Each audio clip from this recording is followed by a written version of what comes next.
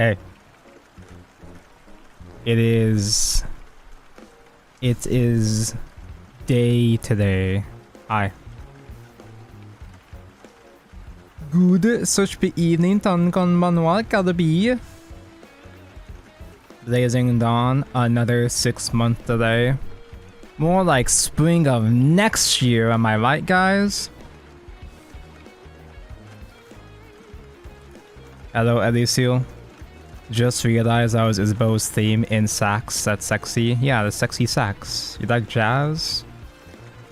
Oh, hello, Stradlion. Stradlion, I mean. We are in the end game, yep. Although, let me disclose, let me just make it clear up front. I'm not gonna be reacting, I'm not gonna be watching / reacting to the actual news on my channel. This is the pre-show. This stream is a pre-show, and then when the stream is about to start, when the new stream is about to start, we're gonna go raid Igni's channel.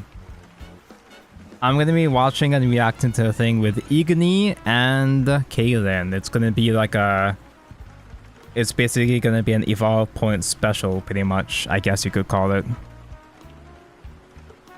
That's gonna be in about 3 hours. The stream actually starts. The new stream starts in 4 hours. So this isn't me starting my stream late. It's more like I didn't want to start my stream at a standard time slot and then stream for 7 hours straight, 8 hours straight probably, because we're gonna be yapping a lot. Hello Nepeta, Zenless VA drama. The drama is fucked up. Like Ion, and I think probably also Soldier 11. Their voice actors got replaced without notice. They had no idea. But I don't use English dub anymore anyway. I've lost my sympathy for English dub, so... You got your ambient engine, so all is right in the world. I spent money. I've been actually trying to restrain myself, not spending money on stupid gacha games, but I like the Anbi story a lot. So, yeah, sure. Hello, Yukinome. Holo Expo is so wild, all the Holo bros kissing each other. Yeah, it's just kissing the homies, it's just how it is. Hello, Altrogue. Why did Nexon bring Neru and Karin Bunny? Oh, is it a rerun? I haven't logged in today, actually. Oh no, I'm wasting stamina. Oh dear. Karin Bunny is one of those characters where she's such an old, limited character, you really don't need her. But I really want her. She is very town. Town? She's very tan. She's very brown. I like Karin a lot. Akure, hi. I'm losing my mind over this dumbass midterm summit. Nothing checks out. It's only midterm. As long as you pass the final, you'll be fine.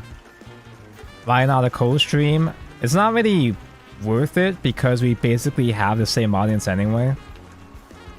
Like, the Shadowverse viewer base is such a small pool anyway. Divining it isn't really that useful in this case. It's just that a couple more based bros go to my channel more often than Igni's, but that's the only real difference. Announcement late for NA bro, so I'll see your guys' reaction tomorrow morning. Yeah, I'm sure that the VOD will stay up. If Igni doesn't, I'm sure he will, but if there isn't a VOD up, then there's going to be highlights, obviously. Either or. And this idea is something so fucked up it ruins the entire stream. That'd be funny. Can't wait for another year of throwback rotation. I'm probably still gonna stream some Shadowverse 1 content even with Worlds Beyond.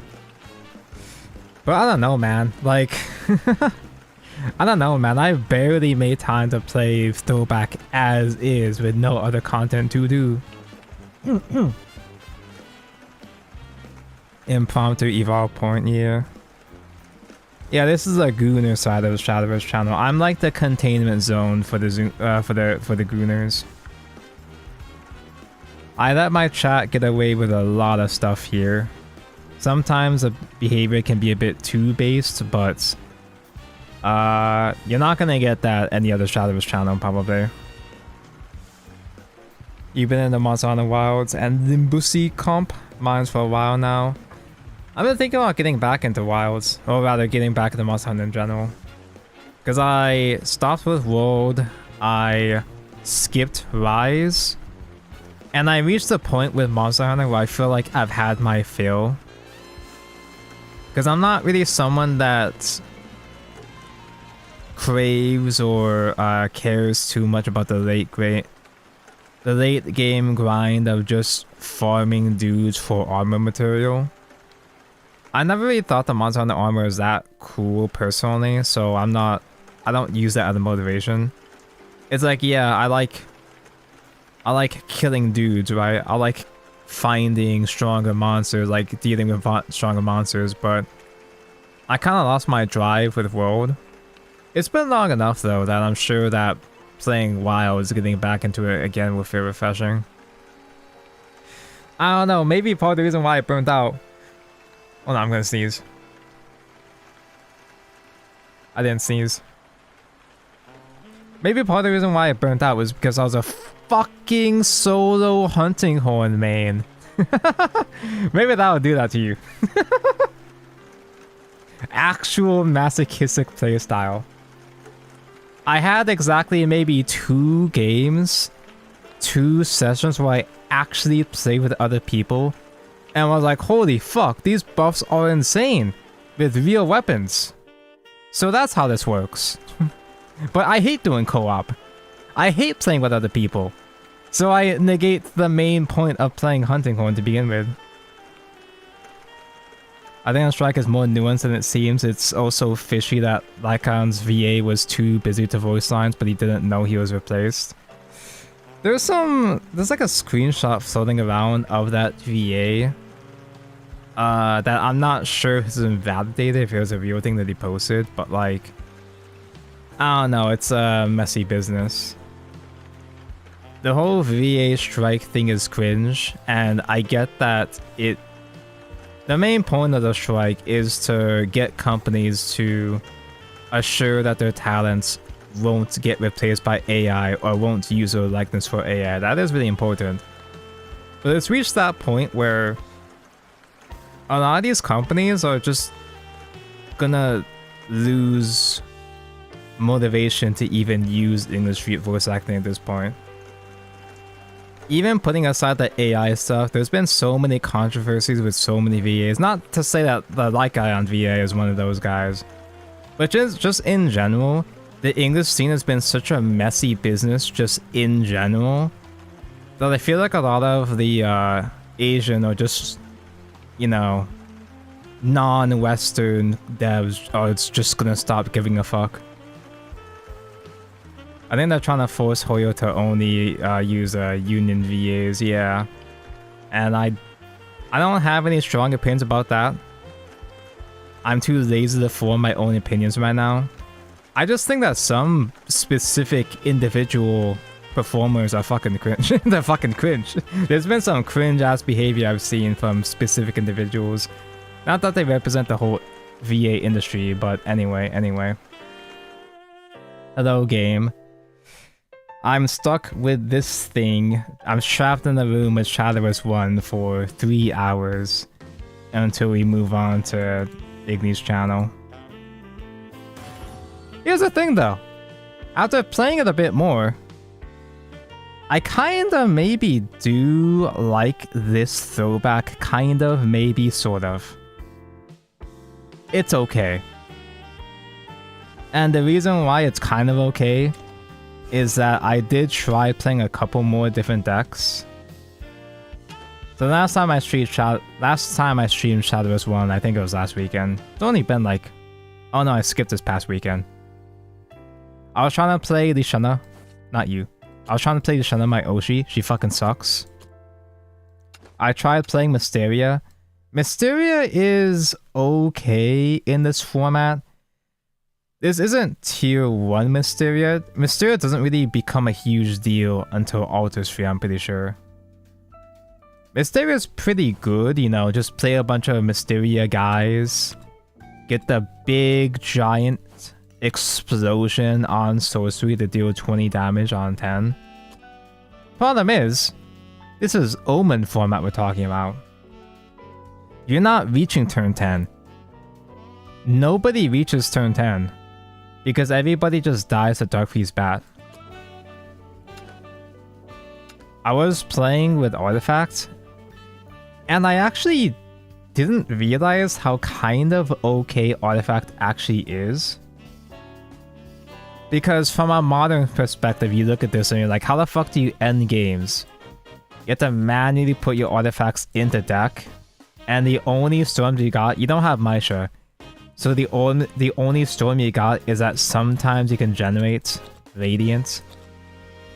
And even with Deus Ex Machina Acceleratum, you can only play maybe up to 3 Radiants in one turn anyway. You cheat out play points. You can cheat out more play points with extra Acceleratums, but that's more board space, right? But actually, Artifact is kind of okay just to make guys. Honestly, just making guys is fine. Like, I'm gonna stream this properly another day. Oh yeah, another notice. I completely forgot to mention this on stream before, but I'm not gonna be here this weekend. I'm gonna be skipping another weekend because I'm traveling again. I swear to God, every fucking time I end up traveling, I completely forget that that's a thing that I'm doing. So it just kind of blindsides me like, oh yeah, I'm leaving this week. It's gonna be a short trip. I'll see if I can do some more makeup streams next week, but Hakrabi is so hot. It kinda, like, Hakrabi is hot, but kinda pisses me off that we have to play her at 3 right now. But it's kinda fine. Because in Artifact, you just make guys. There's not too much crazy removal in this era of Shadowverse. So you can just make a wide board of little guys and just maintain tempo. And it's perfectly fine. Wasn't expecting the preliminary stream before the EP peepers get together. It's because I wasn't sure if I was gonna do a preliminary stream today, because I have... So the main reason why I skipped this past weekend was because I had shit to do. I had work to do. But also, I've been feeling very weird lately.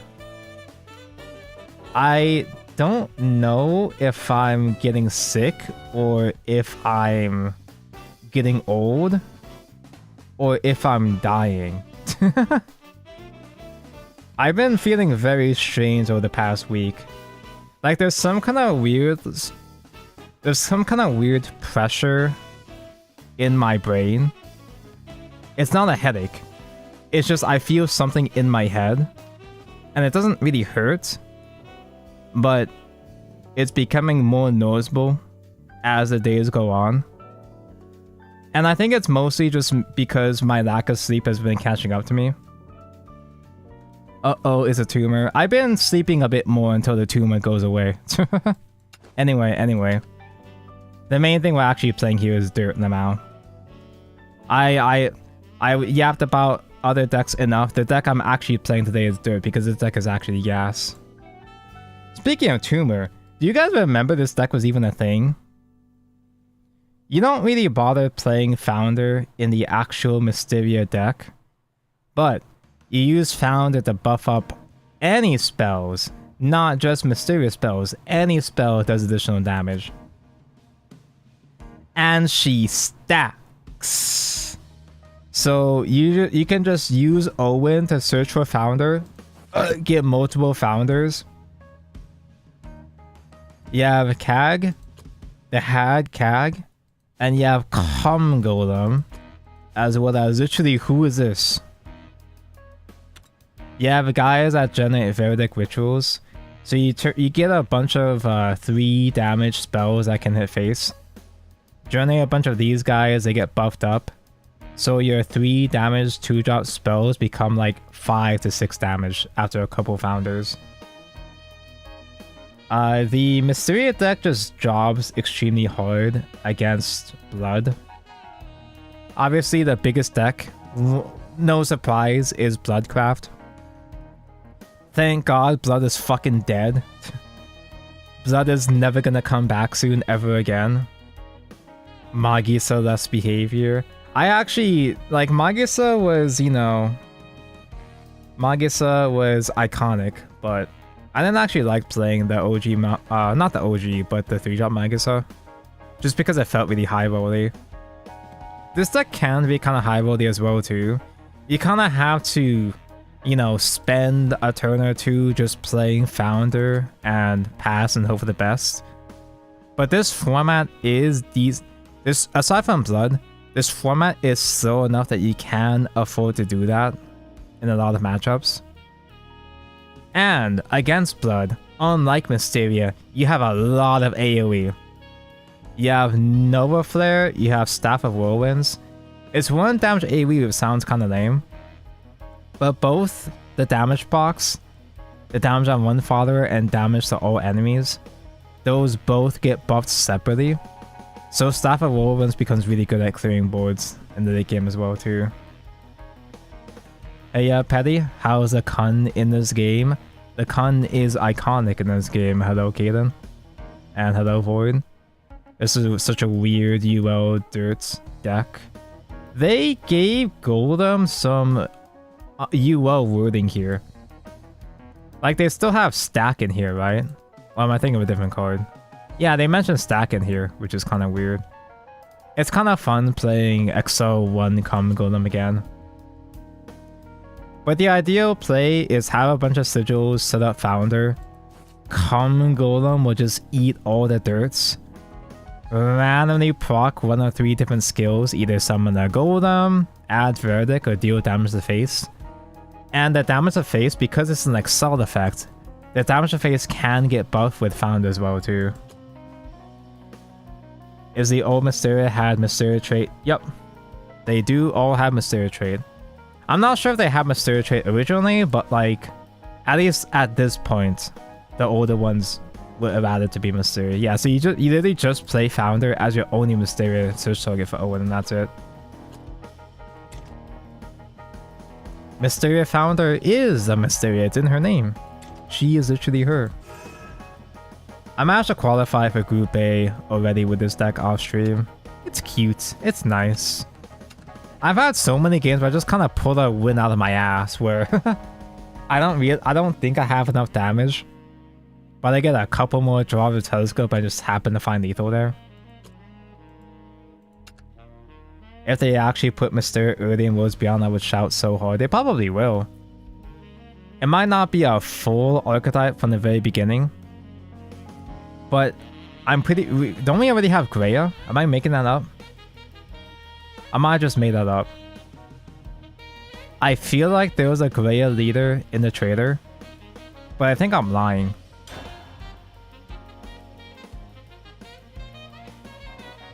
Yeah, the pure Mysteria doesn't use Founder because she's heavy. There are some builds that do play the... You know, the 2-drop that's transformed into the 6-drop Dark Dragon. It's the one that turns all your Mysteria spells into +1 damage when you proc them, even the non-missiles.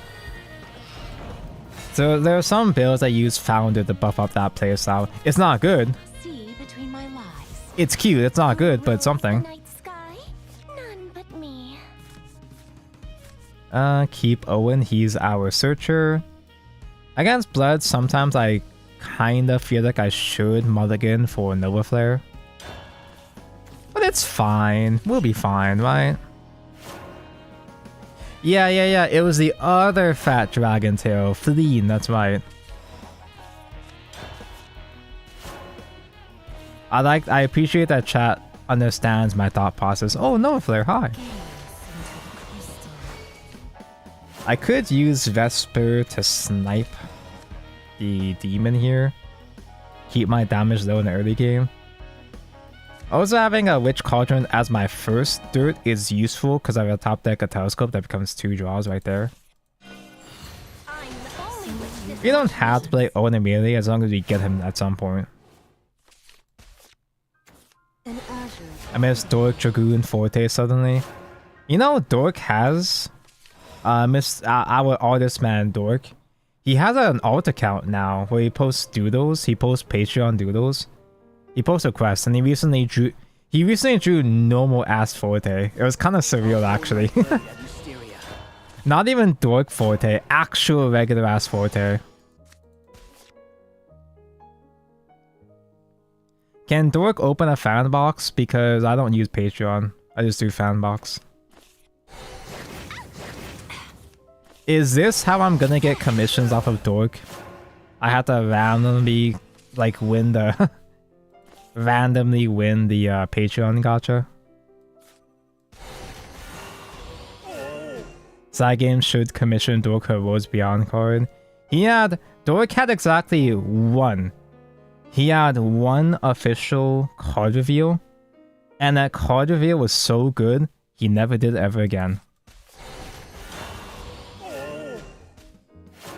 I feel like he talked about that at one point where the sponsorship deal was something about it was stressful.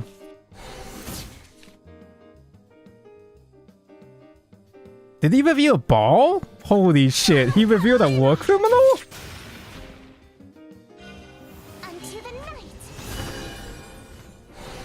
I feel like Dork is a type that gets, like, he gets a lot of pressure just from commissions or working for other people in general. It was the Ball Buster. Holy damn. Holy damn, we fucking lose.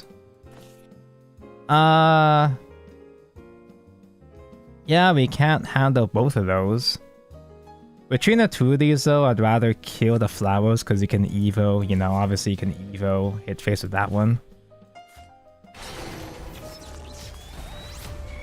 Oh, Tonko, watch out, you're gonna bulldog yourself. That's the idea. I probably shouldn't, but that's the idea.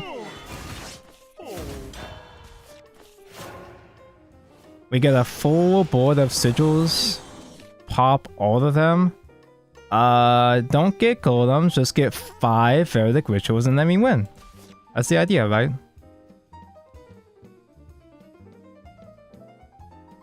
If I still had like one more board space, typically what I'm supposed to do is play Founder first and then play Common Golem.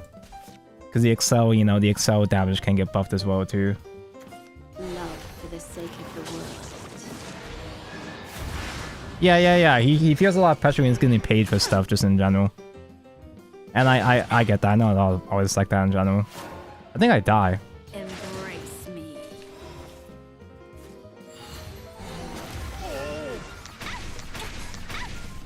I just lost. I didn't even get any rituals. Let me share my wisdom. No ritual summons mentioned. Do you possess the courage to survive? Yeah, maybe I should play Founder first, huh? I'll put you to the test. Let us mingle again. Calby just appears. Calby always shows up to these streams whether he likes it or not. Doesn't matter if it's 5 AM or 8 AM. What are they gonna do? Deal 6 from hand? No, they can deal 8 from hand. 9 from hand.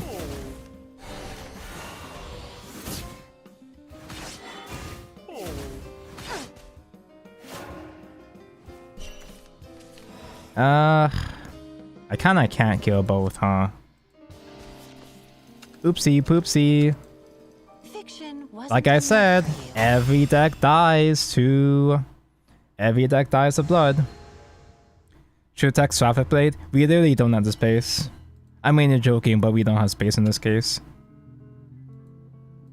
I had to make room for Magic Missile to have another draw card. A burn and draw card. Typically, the schizo bitch isn't too much of a huge problem because our Evo is Viva, the Viva bitch. Between my lives. Our main Evo guys are big enough that they can just trade through Vera. It's when they get both Vera and Flowers of Ruin fucked. Also, if they have Vera with the buff spell, we're fucked. It sounds like there's a lot of ways for us to lose, huh?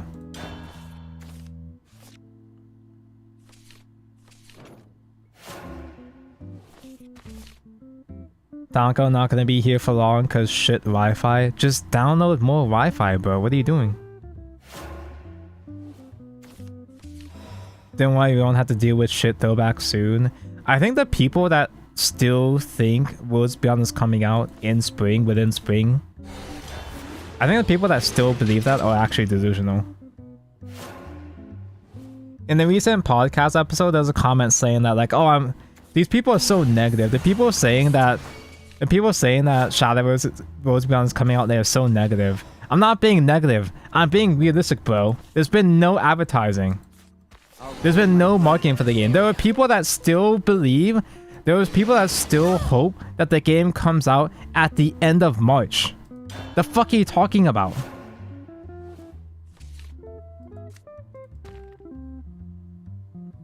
They still haven't made any effort to market the game at all.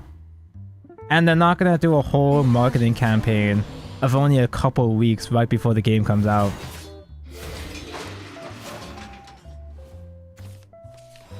I guess I just simply summon another 2 guys. I probably should have done library instead because like I kind of didn't see that we already had the second founder anyway, but fuck it. Triple founder game. And also keeping library in hand is valid because Silverblade, my favorites! You guys remember Silverblade Golem, right? Now there is a soft deadline for Worlds Beyond. Presumably it's gotta come out by June, like in June. Because they have a tie-in product with Shadowverse Evolve. They have special starter decks that will give you in-game codes for Shadowverse Worlds Beyond that you can get in Shadowverse Evolve that come out in June. So they gotta make the game, they've gotta finish the game, release it by June so you can use those codes, right? Surely. I kinda have to trade more guys just to summon one library. I got to trade both of these, which is kinda lame.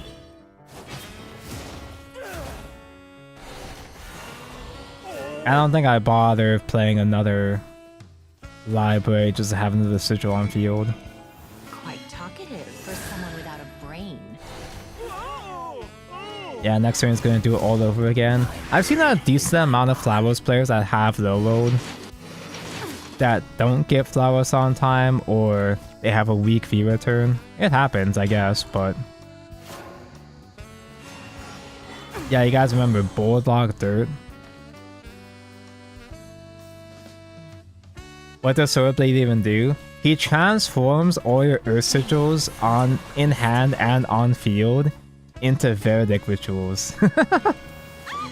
Which sounds so bad, but the game can drag out long enough that you can squeeze in a bunch of missiles on turn 9 and win that way. Fucking crazy, right? Oh wow, he really is just that good. How come all the blood players, when I was playing off stream, all the blood players were bad? What is this? Why is everybody so strong now? Fiction wasn't enough for you. 8 play point and do nothing. It sounds real bad, but it kind of just works out because he's also a ward, guys. Dude, she's also ward. He's also ward, which actually kind of comes up sometimes. I've had games where the one single shitty ass ward was just barely enough to buy me time to win the next turn. Obviously not against blood, obviously.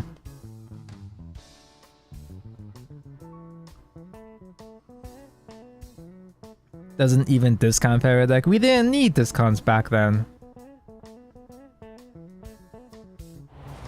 We play Silverblade on 8, Blood plays DFB on 8, seems fair. They used to play DFB on 7. What the fuck, Hayden?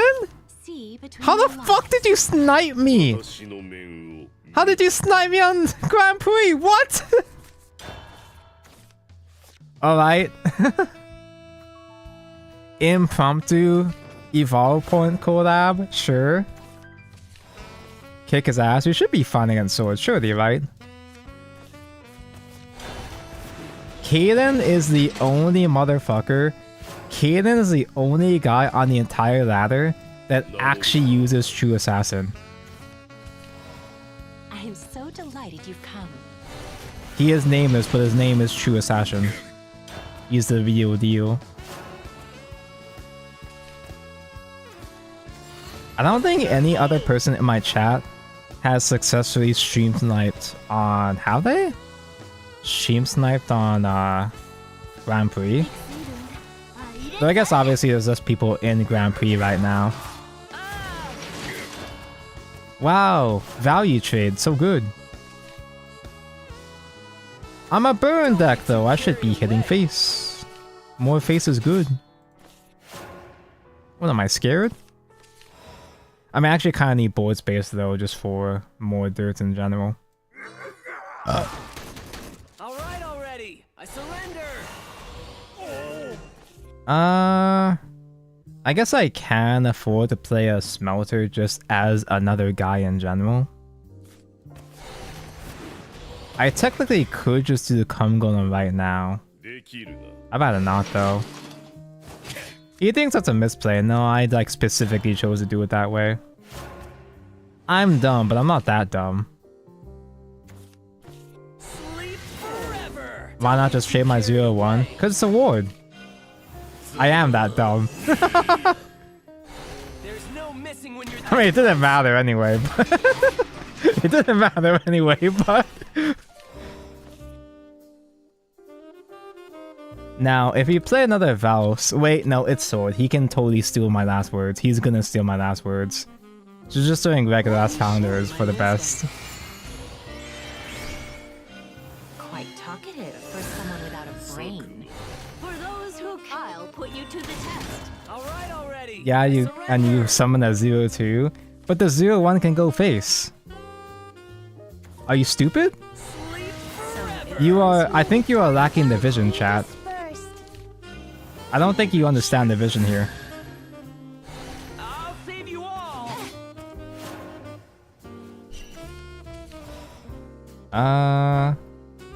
I'm pretty sure, because I don't have to shotgun the telescope, because I can save telescope for the Silverblade Golem. I really don't need to, but I could. Also, using telescope after I use a witch cauldron is actually useful as well too. Do I just do the same thing of oversummon? I don't need wards against sword. Who needs them? Let me share my wisdom.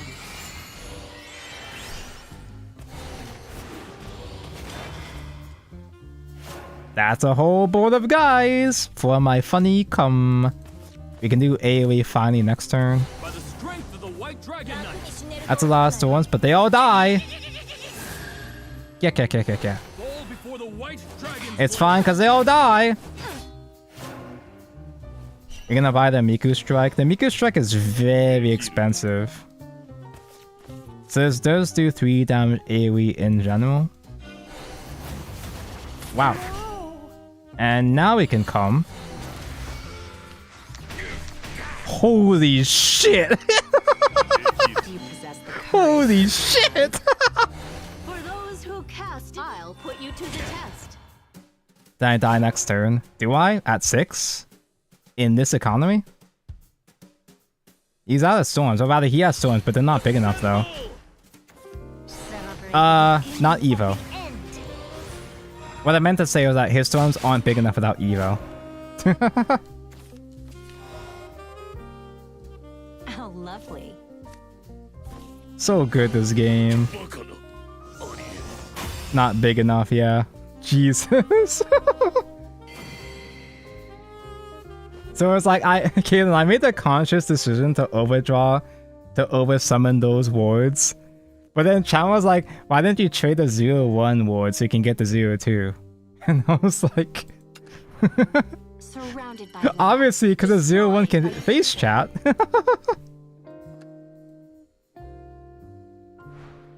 You just don't understand, chat. But yeah, the Miku Strike Freedom is very... The Miku Strike Freedom is very nice, but it's very expensive because I think it's a Robo Spirits. I think. It's not a kit, right? Hello, Tank O. I've got the artistic motivation to make a full Hearthstone expansion on Shadow of the Earth Tree. Just got 10 classes done the past 2 days. Just got 1 class and neutrals left to do. See between my lies. That is very artistic, but I respect the hyperfixation. Card is an okay early game card, but I'm not really super interested in keeping him either. As the second or third time you battled me on ranked / arena. I feel like the other times you fought me were... No, it couldn't have been unranked. You don't bother with unranked. Not even for content, so... Yeah, because I know you have sniped me multiple times. Mad respect to card designers, this shit is not easy. Yeah, I know a lot of my friends who think like, oh, I love card games, I want to make my own card game. And then they try it out and they get filtered. It's a lot. We make fun of the devs, but there's a lot that goes into designing cards. There's a reason why so much goes wrong designing cards. It's kind of weird how consistently we keep drawing the Silver Blade when it's only on 1 of. Oh, but I gotta keep my ward. I mean, I can kill the Grey right but now with Vesper. Carl gets me under the body though. Spiffy. Now just do Carl. Summary of Worlds Beyond stream I ain't watched. Into the light. The Worlds Beyond stream hasn't started. It's at midnight. Well, midnight my time. It's on like 4 hours, 3 hours. Thank for the resub, Jack. Quick summary. They're gonna delay the game again. They delay the game again. They delay the game again because they're adding a funny pinball game mode. Take your seats, boys and girls. They're adding funny pinball wallpaper into Worlds Beyond. Trust the plan. I guess I can. Owen Evo trade? It's kind of shitty use of my Evo, but I'm kind of okay just wasting shitty Evos. Well, let's see what Star Seers gets me. My inside at home. Into the light. Concentration actually isn't super important a lot of the time. Whenever I do play concentration, I end up overdrawing shortly after anyway, it feels like. Although if I actually don't have a good opportunity to play Vesper. Spiffy. Sue early, they don't delay the game. Oh no, I can. I'll hold my blade at mysterious. Yeah, I'll trade Owen into Greya. Quite talkative for someone without On a Don't brain. Watch.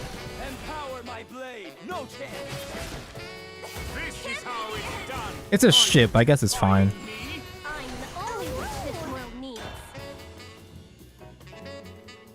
Vesper Evo. Vesper Evo is kind of okay sometimes. On Fanfare, she does 3 Earthlights, deal 3 to a guy. On Evo, you kill one of your own followers against stats, which is not good, but Bargreen. Thanks for the resub. 3 months, thanks. Surely they don't delay the game, surely. Oh yeah, I forgot to complete my thought from like 5 hours ago. I was saying that the game has a soft, quote-unquote soft deadline of June to come out because they have that tie-in product with Evolve. However, that doesn't actually mean that that soft deadline will fucking matter.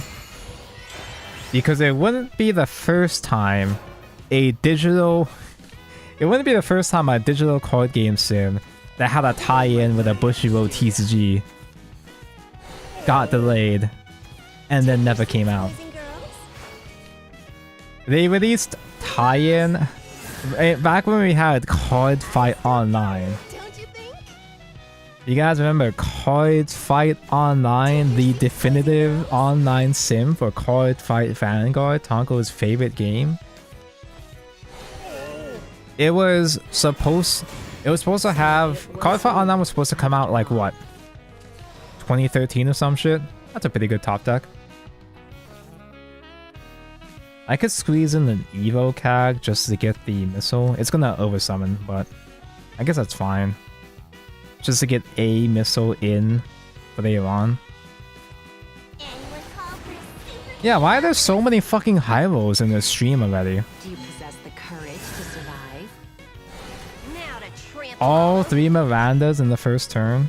In the first 6 turns. Oh, whoa!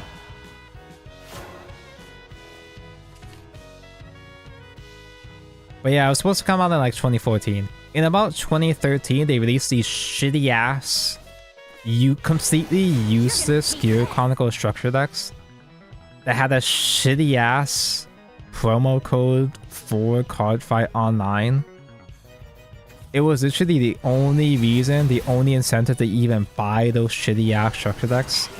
The game never came out. And I think Bushiroad, they were embarrassed, they felt guilty.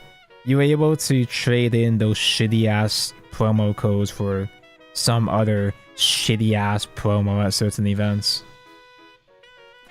So it's not impossible. It's not impossible for a tie-in with codes to just come out and like not be usable. Let me share my wisdom. Listen to your heart and acknowledge defeat. Yes, yeah, how close the game was. It was one off. Yeah, it was really close. It's like Thankfully, I kind of understand the limitations of some of this format, where once you're out of Evos, I know what your damage ceiling is, but that did get uncomfortably close at that point. You can see what I'm made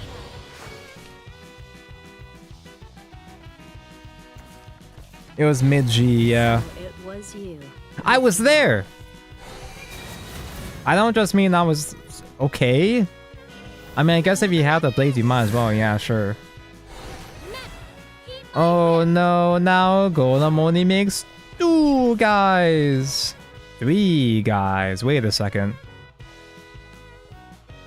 3 guys with us is 20 damage right there.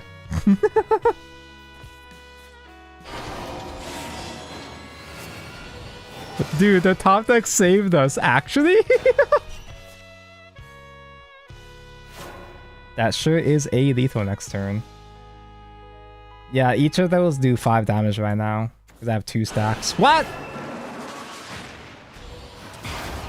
You were a Chimera hybrid build? With like no stats? No? Okay, sure. Anyway, bye.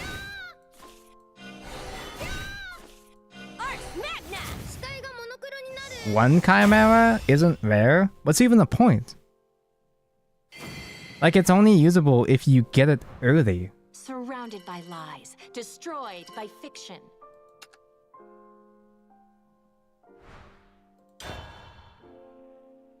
Dude, if that man actually did high-roll, if he did somehow high-roll early ass Miranda board alongside real Chimera lethal. Same with Adjudication. Adjudication is less of a commitment compared to Chimera though. Put your hands up and no one Because Adjudication, at least, even if it's not highly spell boosted, it's still spell boosted enough that it can give you some useful heals in a deck that has no heals. L. Heat Vesper.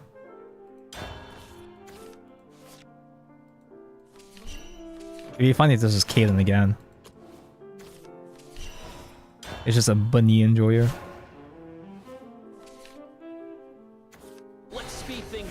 But yeah, like, the adjudication isn't amazing for Mysteria, but it's still just enough to buy you a little bit more time. It's not as bricky or high rolly compared to Chimera. Because an adjudication with like 4 spell boost procs is still usable, kind of. That's mine. A Chimera with only a couple procs is completely useless. Oh, good thing I have a snipe. Bye. Should have been quicker. Grand Spire. Spire is a damage spell that can hit face. But usually when I have Spire in my hand, I'm trying to save my dirt for something actually useful like Golem, but eh. Don't get too carried away.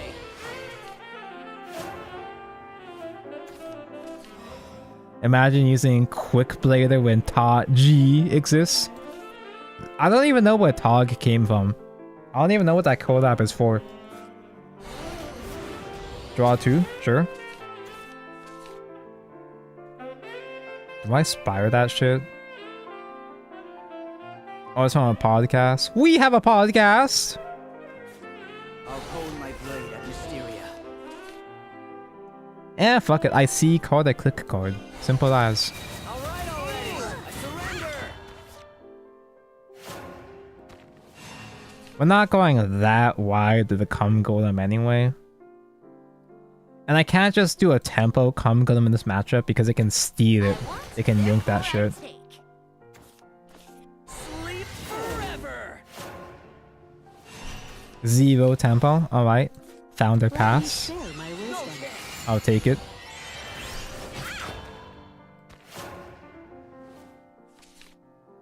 Ta G was even released before Darkness Evolved. Oh, I didn't know it was that old. Holy shit. Everything in its proper pocket. I knew that she was one of the first collabs, but I always just assumed that it was maybe like what, like The world is full of thieves. it's a giant ant on my water bottle. This is all mine.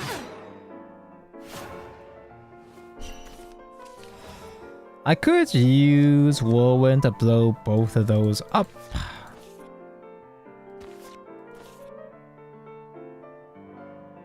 Or I could do nothing else of value in this matchup. I guess I haven't used an Evo yet, so I could do a Founder Evo trade, but I don't wanna. Hey, No chance. I do the taking around here. Yeah, I'm not a boom, I'm a millennial. I was born in darkness, not darkness, I was born in Dawnbreak. I'd consider it to be like the middle ages of Shadowverse.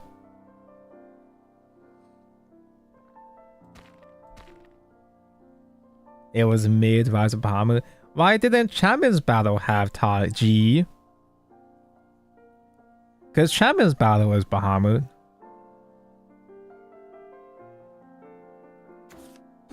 If I'm a boomer, Igni is greatest generation. He played in the beta. Oh, I didn't know he was in the beta. Huh. I did not know that Igni was a beta. The legend begins. You saw that right before Wonderland Dreams. Whenever I think of, say, Oh, miss. whenever I think of Dawnbreak, because that was my first one, I'm like, This is a tragedy. No. it's not as old as Wonderland Dreams. Dawnbreak is still new, guys, right? I mean, I can afford to Evo trade and clear this, but like, fuck, dude. Quite talkative for someone without a His hand is low, so maybe we'll have enough time to survive. Maybe, probably not. Oh, no. I'm No coming chance. to you. Should have been quicker. I'm the only witch this world needs. Feels like kind of a waste of a 3 damage I could have hit face, but oh well.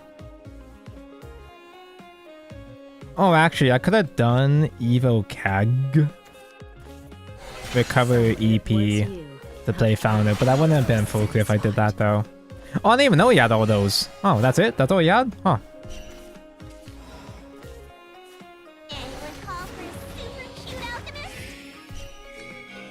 You And I'm possess probably the not gonna courage stack any more founders. I don't really need it anymore, so Now to trample I'll just start blasting. Wow. Right now, Whirlwind is dealing 3 to face as well.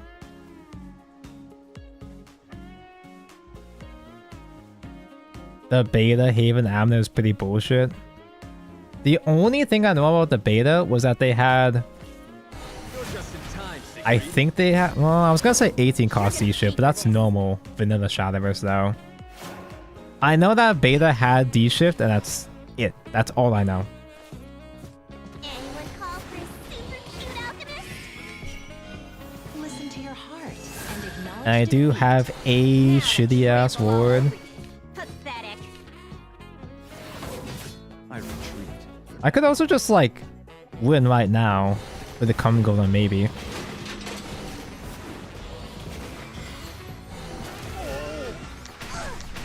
Okay. That was close. Yeah, D-ship was 15 in the beta. But that's all I know.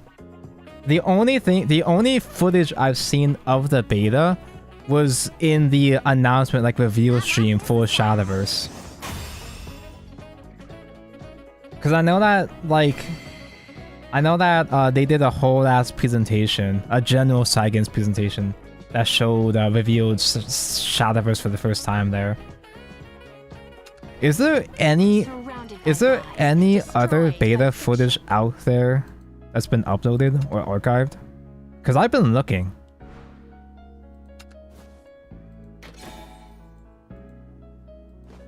I'm pretty sure I did try checking like Japanese YouTube from so and so years, like a certain from so and so like 2015 or so, but I don't think I found any good results. Maybe I'm just stupid. I'm probably just stupid.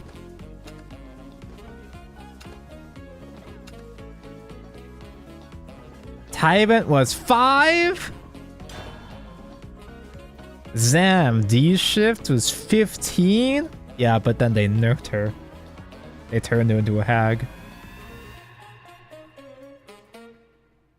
You got free Gabriel and Pod after beta release? Huh. I don't know where to look to find ancient news or announcements like this. See between my lies. It's like I feel like I'm learning all these ancient stories that only exist through word of mouth. Stories that can only be exchanged through tongues.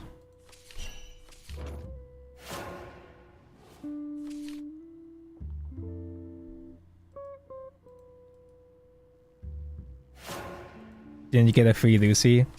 Those were all the neutral legendaries, so it would make sense.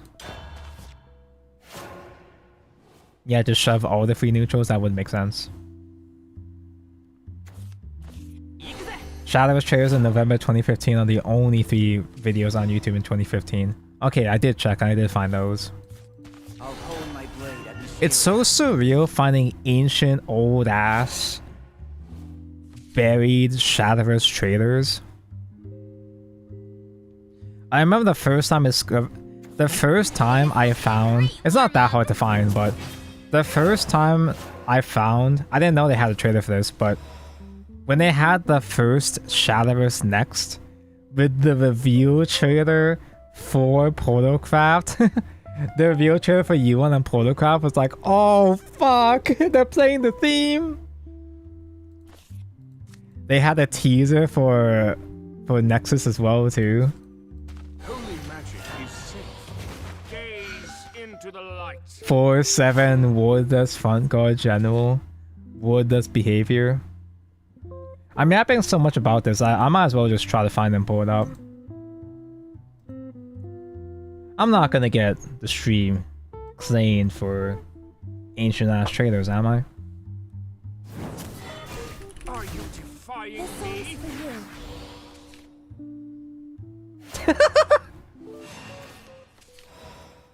I look up Shadowverse 2015 and the first result Shadowverse Episode 1. The live action adaptation? I was actually gonna do a watch along of this as an April Fool's joke, but I never got around to it. Looking kinda different? No, it looks about the same to me.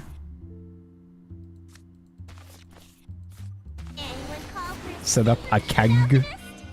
Quite talkative for someone without a brain.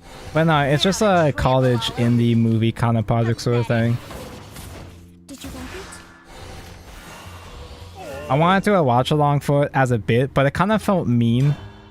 It kind of felt like it'd be a bit mean spirited because it's just a, you know, it's just an amateur project after all. Wait a second. Wait a second, Jerry? Wait a second.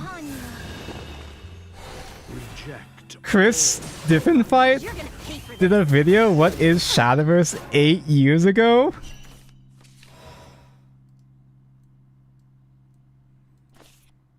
Hello Jerry, Jerry mentioned. I mean, I'm totally fine just doing a founder full trade, that's okay I guess. Or if I'm gonna do a full trade, Do you possess the courage to survive? April's next month. I'm gonna forget though. Every time I have an idea for something like this, I always forget until like the day after.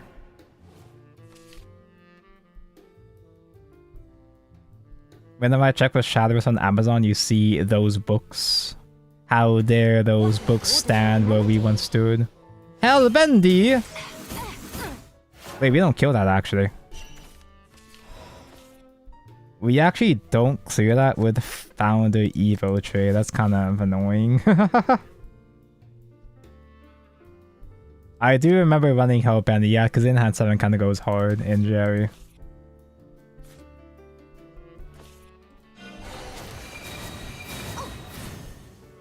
I could afford to do another keg.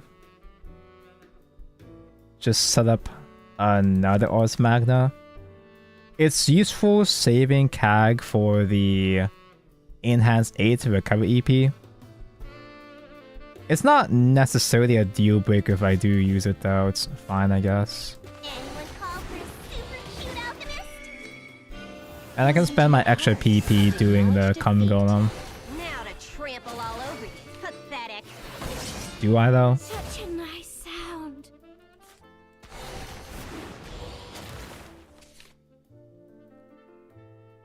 Just play Founder first. I wasn't expecting to play fucking Hellbendy with all those stats. Alright. No burns of face, so I don't feel guilty not fizzling Founder yet.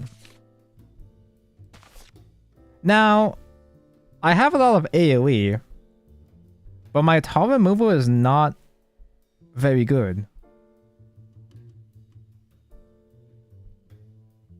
You just see Crip's video. I have no nostalgia or like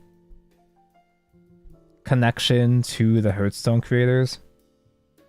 The only Crips I know are the ones on the streets. You saw Sob, you play game.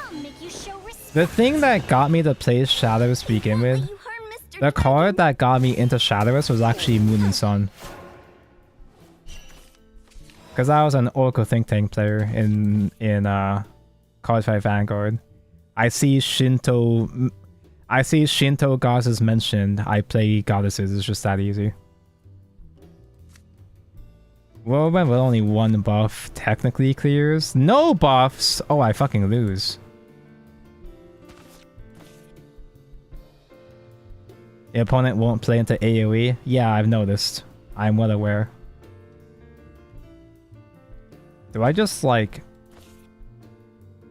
Founder pass and hope that they don't have another storm? They're gonna have another storm.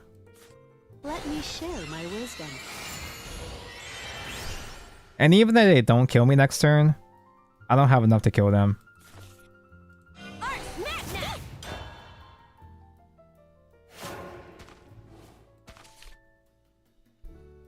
But yeah, now Moon and Sun are coming to evolve in English.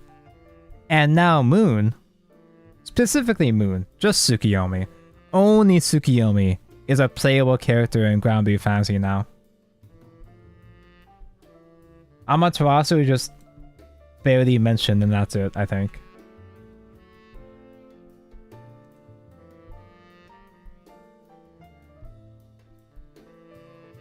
You did play when the game launched in English, but I truly started to play it during like dawn. I feel like Shadowverse was super ahead of its time. Because didn't it launch with simultaneous release? From the very beginning? Or did it ease itself? Oh, that's death. Actually no, it's not death, you're not dealing face. Should have aimed for the head. I still can't do shit. Fiction wasn't enough for you. Amaterasu is in the story. She's just not playable yet. That's implying a story character is ever going to be playable. Zwei is in the story.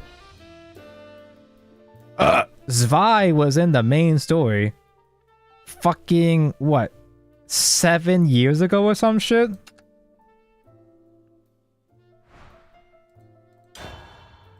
I got into the Grand Blue story for a moment. I got into the Grand Blue story for one moment thinking like, oh my god, they have Zwei in this game now? Oh, dude. I'm gonna go so hard when Zwei becomes playable. See between my lies. It's an event story, not a main story. She will be playable. True, for some reason event story characters have more rights.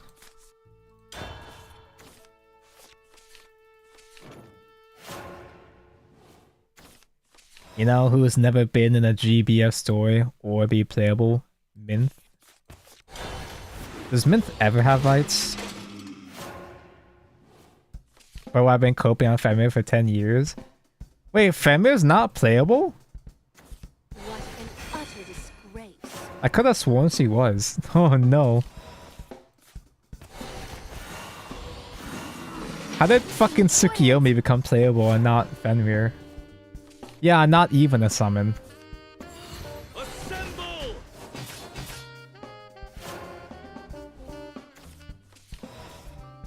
Earlier today I saw on my feed.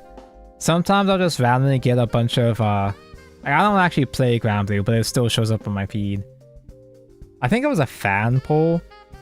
People were getting mad because Vampy won the most popular character in this poll. The most popular female character at least. She beat Nemaya by like 500 points. She was above everybody else in this poll by 500. And all the comments were saying, botted, who is this, literally who? And while yes, Vampy probably was botted. On the other hand, what the fuck do you mean literally who? Was it a fan poll or was it an official poll? I don't think it had enough votes to really be official, did it? We know it's you who bought Vampy. No, I would have bought Orcus. But it's kind of surreal seeing the Western Twitter scene. The Western GBF Twitter scene is completely detached from the entirety of Cygames culture. Because from our perspective, like, everybody here knows who Vampy is. Everybody here knows what a Alibert or a Cerberus is. But they're just kind of sort of around in Grand Blue. They don't really do anything super important. I guess I'll just missile these guys. Start blasting. No chance. I'll make a dignified exit. Vampy is one of the best win characters in Grand Blue Fantasy. They don't even play the game. I don't even play the game. I mean, if all you do is just Guild Wars chores, are you really playing the game after all? Is that really any way to live? Quite talkative for someone without a brain. Now to trample all over you. No chance. Pathetic. But it was just a game. I pretty much only exclusively just use Grand Blue as a... I guess I could have done one founder first, huh? I kind of thought for some reason I thought that I was going second. Just because I didn't Evo.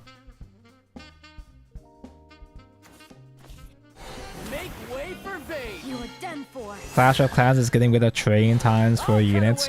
I don't even know what that is, but cool. More where that came from. Good for you, or I'm sorry for you. Let me share my Yeah, let's just waste my last Evo already. That's fine. That seems like a good idea. Courage to survive. For those who cast in my name, I'll put you to the test. Besides Guild Wars, you don't really need to do anything, to be fair. I'm kinda relieved I wasn't born with a Grand Blue fantasy autism. I look at grids, I'm like, what the fuck am I supposed to do with this shit, man? It won't be long now. I don't like gacha games that are more focused on equipment than the actual characters. So Cause that's playing Princess Connect was kind of like that too. It didn't really have weapon grids, but it was really emphasized on updating your character's equipment. In Grand Blue, it feels like it's more like you're playing the grid than you are playing the characters. It really doesn't matter that I have mostly S tier characters. I have so many tier 0 characters on my account, but it does not fucking matter because I can't get the grid for them. No chance. let me share my wisdom.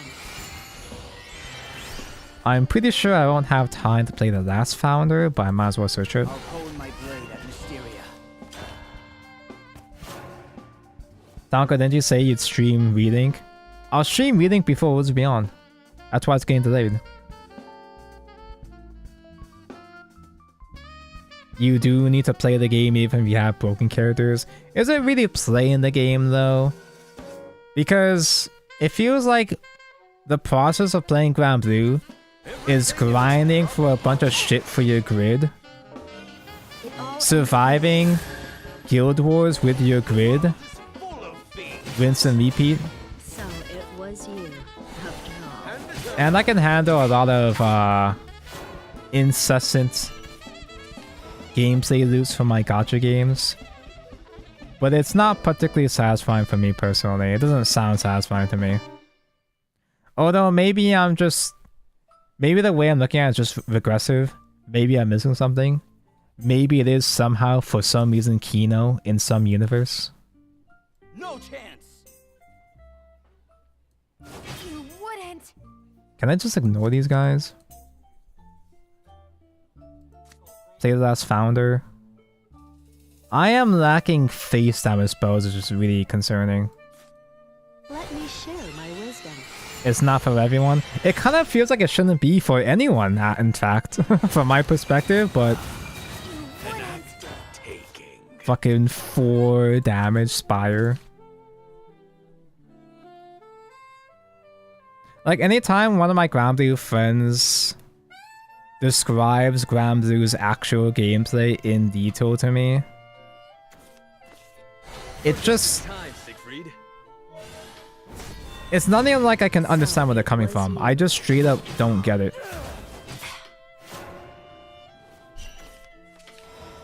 And this is coming from me. I used to be a fucking Genshin sympathizer, man. I can handle slop. I was born and raised in slop. I don't know how it is, but like, huh. So, I actually can come Golem? Flare just paused my whole ass Golem so I can instantly get the sigils.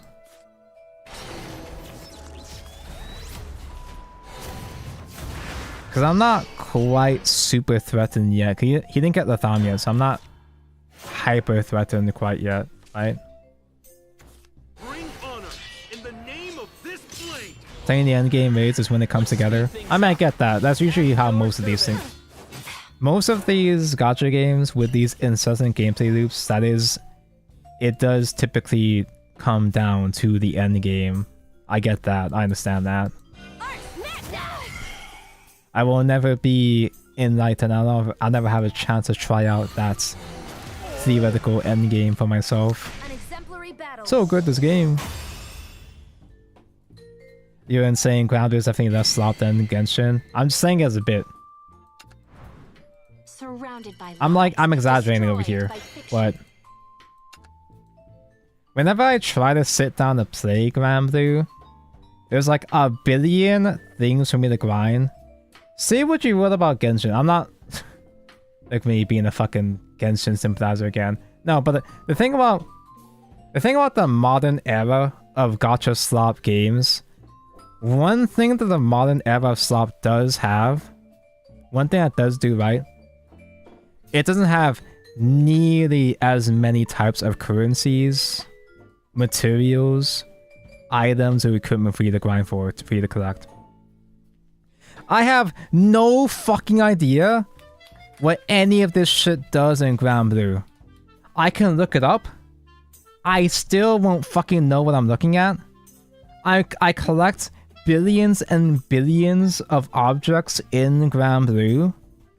I have no fucking idea what to do with them, how to use them, if they can help me.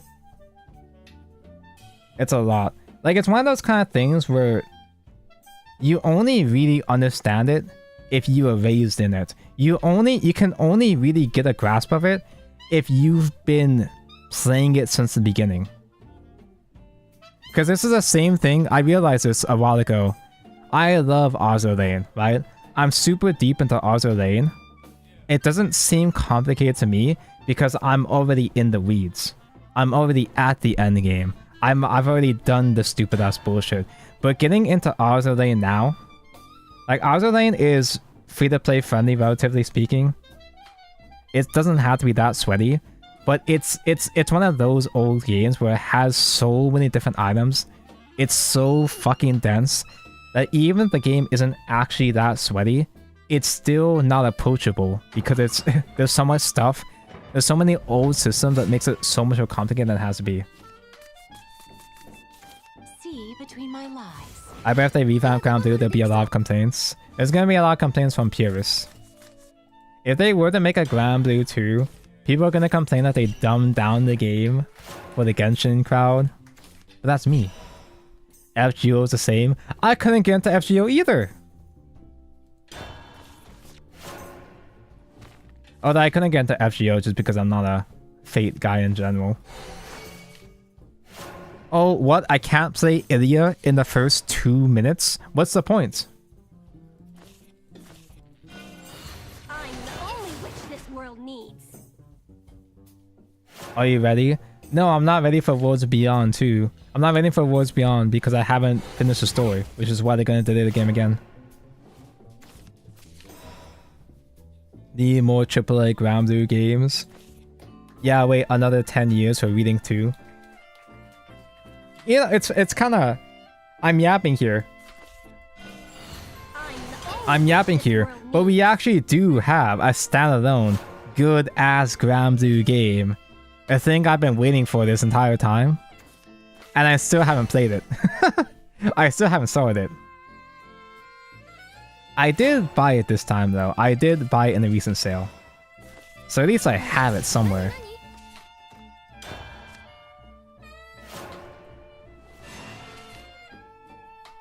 Like at that point, that's not an excuse. Like, I know that's as good as you. I know that's just me. I'll hone my blade at Mysteria. Ghost Frontline was a Kantai collection game and pretty unapproachable. Ghost Frontline 2 is a completely different game. Ghost Frontline 2 is also kind of a... It kind of is a soulless game though, to be honest. I didn't even play one. I didn't even play Ghost Frontline 1. Anyone call for a super cute alchemist? But I tried playing 2 for a while. Just because Suomi banner was up. Trample all over you. I pulled Suomi. I bought her skin.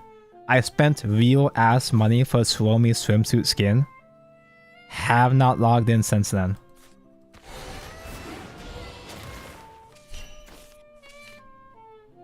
Pathetic. I guess I can do another Vesper? Or get a ward? No, ward isn't really important in this matchup. I'm the only witch this world needs. But I do not have Come Golem. So making another sigil right now might be a bit too bricky.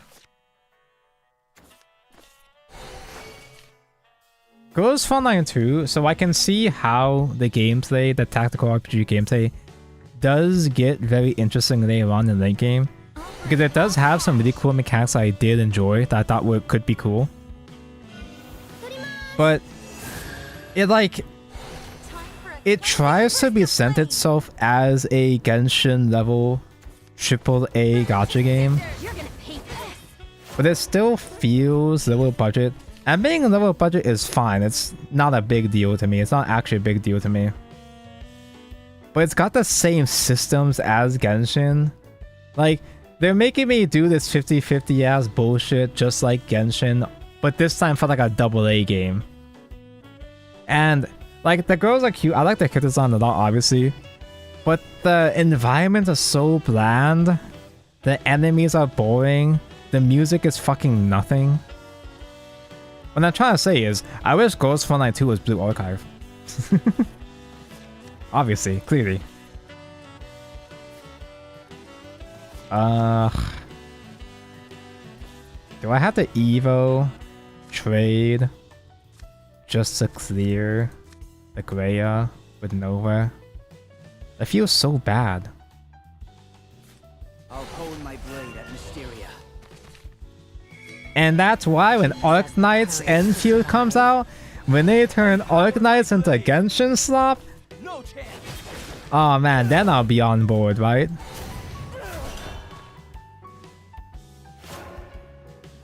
Ghost Frontline 2 50-50 is actually rigged, it's not even conspiracy. I did lose 50-50 to the best standard character at least, so it's fine, whatever, but I didn't really feel motivated to play. The story was... I don't have a strong opinion about the Ghost Frontline 2 story, Boys and girls. because I didn't get far enough to have a valid opinion. But I did, there were some nice scenes. I like the brat, okay? Surprise, surprise. Tonko's favorite character is the fucking brat in the main story. Duh, obviously. She was the best part. Let me share my wisdom. I guess I'll just simply let you evolve and I die. I really don't want to spend my Ars Magna here. Well, maybe I can get away with this. Because I can use my Silver Blade Golem to get a couple of damage spells like that. Wait, that's 5 spells right there, actually. Oh, whoa! But I need 10 PP to do full lethal damage, though.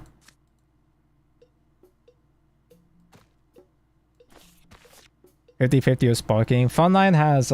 Frontline 2 has 50-50 system like Genshin. And I'm so fucking sick of losing 50-50 in every fucking game. 4 spells. You got 4 spells now.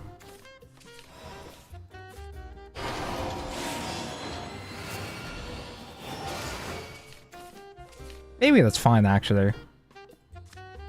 Because I'm still the one going first, so they can't kill me with Anne anytime soon anyway. So I can maybe use a Staff of Whirlwinds as an extra burn. And then win on turn 10.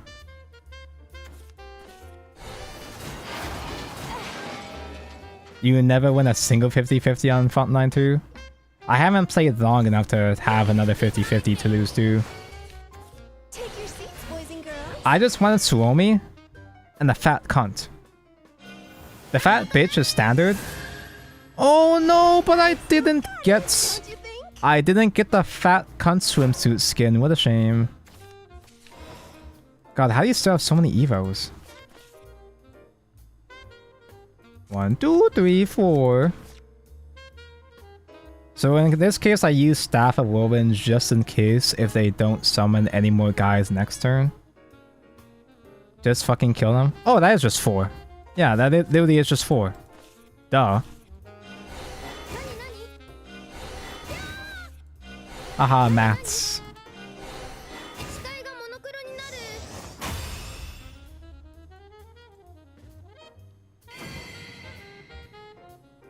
If Genshin Elite's about Enfield would shut the fluff up and the carpet bomb their house in Call of Duty. No, dude, I'm gonna be the most insufferable prick about Enfield. Because, like, 2 guys in my chat talk about Arknights too much, I'm gonna do this whole ass bit where I'm gonna be the biggest Enfield shill, but then I'm gonna drop Enfield because it's not enough like Genshin. I'm gonna be that guy. It's not just 2, there's like 3, yeah. What about the robot join screw, Tonko? I do like robot joints. Wait, which one in Frontline 2 has joints? I mean, they all of them are robots technically, but I don't remember which character has visible joints though. The only people who've only played horror games don't understand the peak that is Arknights. I still haven't actually watched Enfield gameplay myself. Like, I haven't actually seen the beta for myself yet. I did watch a video about Enfield, and I saw a lot of Genshin players complaining, comparing that, like giving feedback, trying to make the game more like trying to make Enfield more like Genshin or Wuthering Waves. And as a WoW enjoyer, please don't. I'd rather Enfield be its whole. I'd rather it be its own thing, right?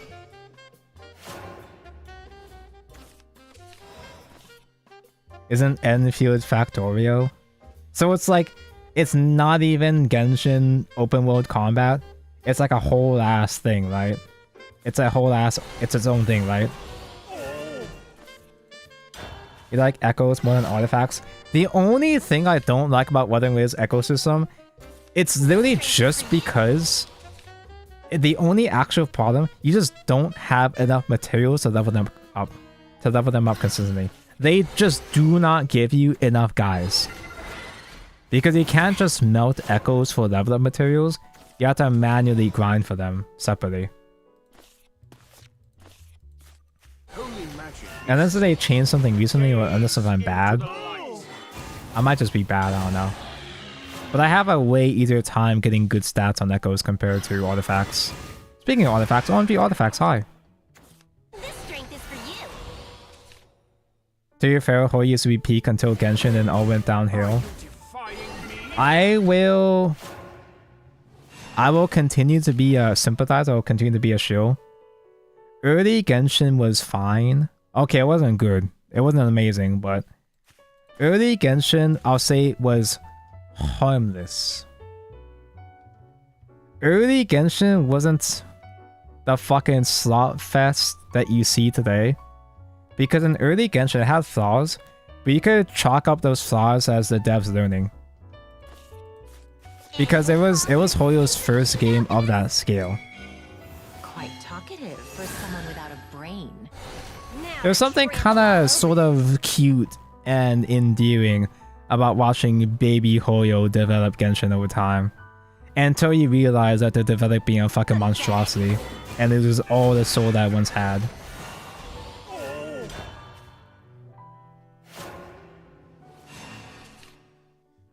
Don't be fooled, guys. Taco didn't like Ruwa because he can't iframe the skill and got launched. No, I didn't realize.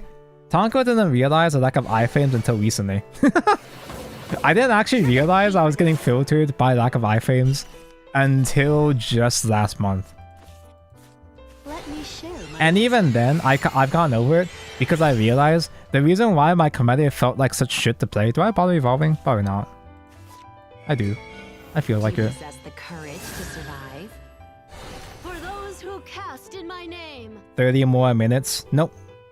It's like, if you're talking Lords Beyond news, it's like an hour and 2 hours and a half. We're not even close, man. I'll put you to the test. I must rest.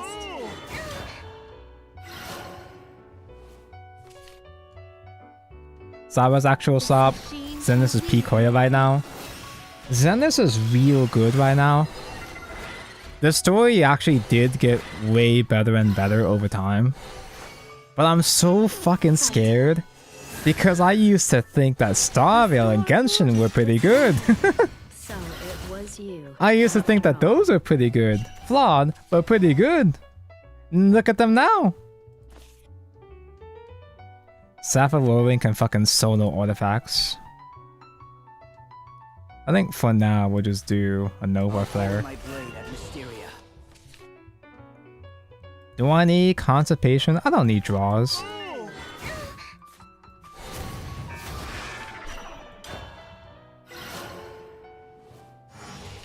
Waiting an hour for a delayed announcement. What's the announcement get delayed? See, the thing I've learned about modern Hoyo is that I'm so worried about Zeniths. I'm a genius. Because it's real good right now. And it's gotten much better. It just keeps getting better right now. Eureka! But the thing about Modern Hoyo is that things always get better before they get worse. Got you covered. Remember Fontaine? Fontaine was the absolute pinnacle of Genshin. Fontaine was so fucking good. Pretty much almost all of it was all gas. I mean, we got the filler, but filler is always slow anyway. That's not a big deal. Then we got Natlan. You got Natlan. For Starvale, Penacony started off pretty strong, but then it got kind of mid, and then worse, and then worse, and then they had that 8-hour side story with the fucking monkey.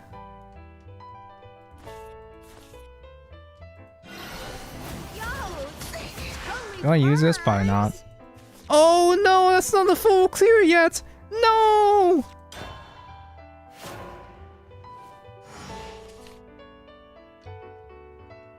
Zenith will get more shit when it gets more popular, just like Genshin. I'm so scared because, like, Zenith feels like the actual passion project right now. It's got the goon, it's got that dark shit, it's got all the vibes of old Hoyo.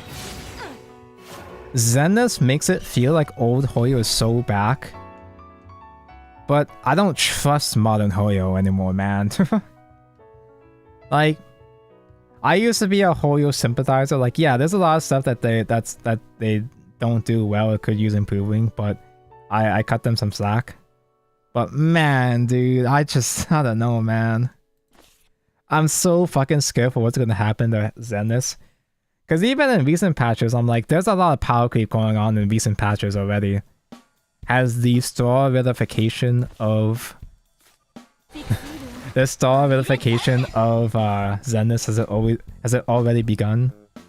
Is it already too late? Let me share my wisdom. Listen to your heart. Actually, playing another founder at this point is kind of redundant because they have a full Nilbitten up by now. He's really good this game. We can still kill them through the full Nilbitten, but my only way to generate multiple spells right now is Golem. So it was you. And he is really good. What the fuck? I'll be your peace.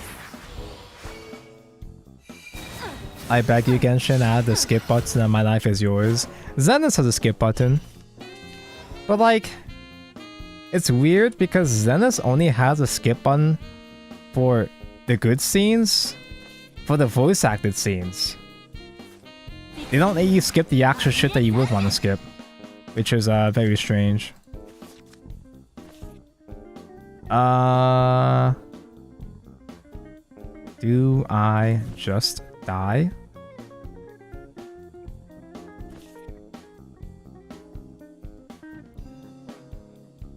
I have to kill 2 guys for it to not be lethal on board. Ugh. And who knows, he might be a god game and still top deck 1 more Radiant anyway.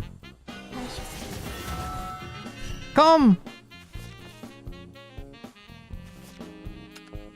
Artifact is pretty good, guys. Did you know? Wasn't enough for you. I don't know, the good thing about gacha game is the story. That's the thing though, is that a lot of gacha games do have good story, but a lot of them also don't. A lot of gacha games have real bad story that can be good sometimes. In fact, I would argue that sometimes the existence of a skip button backfires in the sense that a lot of people play certain games just for the characters and just to... They'll play a story just to get the gems to do more roles, yeah. Because I used to be a Blue Archive skipper, and I had no idea what I was missing, man. I would have no idea how much peak I was missing until I made a conscious decision to reinstall... I almost said reinstall Genshin. Reinstall Blue Archive mostly to play the story. Because I heard from many people that the Blue Orca story was actually good. And you know, people always say like, oh no, the story in this gacha is actually good, guys. The story in this gacha, trust me, Arknight's story is so good. I stream a reveal. I'm going to be, so this stream is like a pre-show.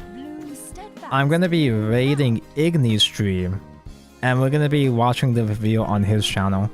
We're gonna be all reacting together with Igni, me, and Kaylin. It's basically gonna be an Evolve Point episode. Podcast special kind of thing, pretty much, might as well.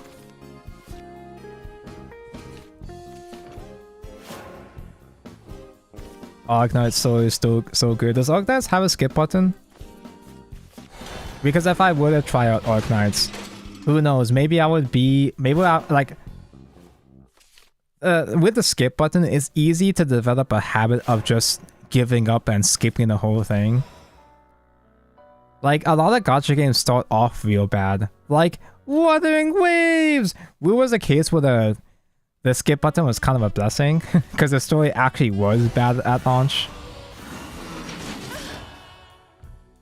But Wuthering Waves story does get good over time, but if you were someone that was skipping at launch, you probably might still be skipping to this day.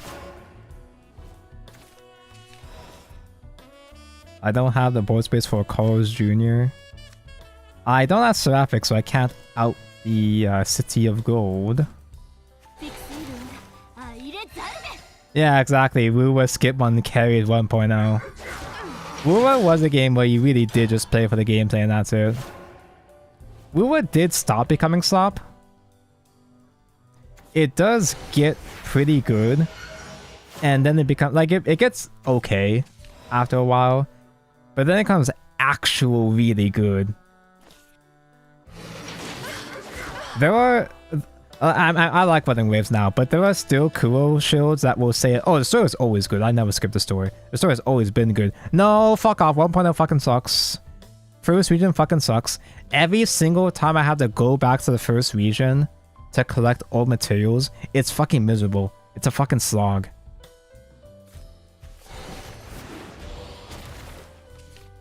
I could just play...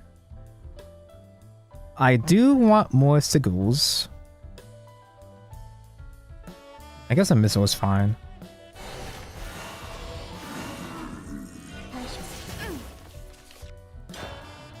Everything pre-Jinshi is actually Inazuma level slop. I'd say way worse because at least, in my opinion, Inazuma's exploration, the map was fun. The story sucked ass. But the exploration was a huge improvement over the previous regions before that. Which isn't saying much, but it's something. Oh no, he board locked me. What to do? Do I actually? Cum gun with only one? Let's kill all my guys just to summon one more sigil. That sounds like a good idea.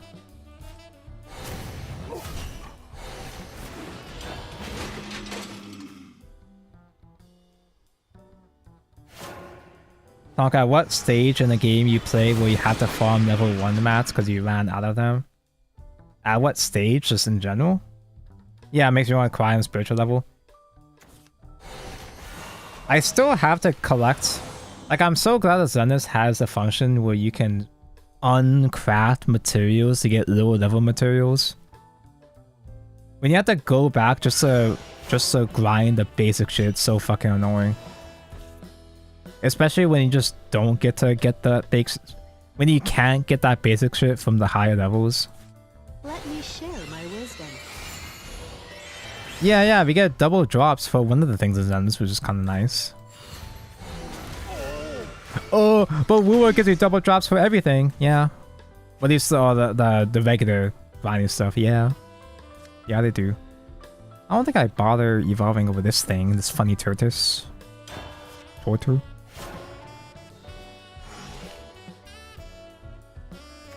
Let the gems light I think that Inazuma update actually made me stop playing the game. got filtered by that whole tournament subplot to unlock the ship. Shine ever brighter. There's a subplot? You had to go through like, It was you, after all. you have to go through fucking immigration. You guys remember the immigration arc at the start? Like everybody was waiting for Inazuma for months and months and months. You finally step into Inazuma. You have to go through paperwork. You have to spend the first 2 hours in the port city just getting your shit sorted out. The accurate Japanese experience. Actually, maybe I do just die the tempo, huh? I'll hone my blade at Mysteria. I wasn't expecting the DLF. Let me share my wisdom. Quite talkative for someone without a Like whenever I see someone that's a fan of Inazuma, I'll put you to the whenever I see someone that's a fan of Raiden, I'm like, I don't trust you. I don't trust you on a foundational matter. Like, I don't trust you as a human being, man. Dog, this game looks cooked. I have been rolled by City Gold a couple of times. Although usually City Gold will have something else like Seraph that bothers me.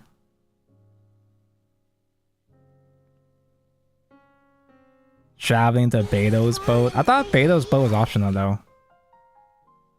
Like you can physically get on her boat just on the map, but there's nothing super important there, right?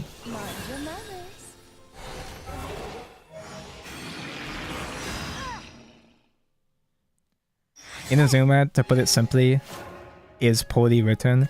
Inazuma, like, the NPCs like Inazuma because it has a couple of hype moments, like the Kazuha scene. And that scene where Raiden actually fucking murks the hag. Like, those are cool scenes. But they feel unearned because the writing was so bad. Yeah, Miko's mommy dummy material. Yeah, Miko's like kind of basic mommy though. Like she's okay. She was one of the only things enjoyable about Inazuma, and she was just okay. Is that a full clear? I didn't have enough buffs for it to be a full clear. Tonko, I am a basic bitch. It's true. You play Orc Knights.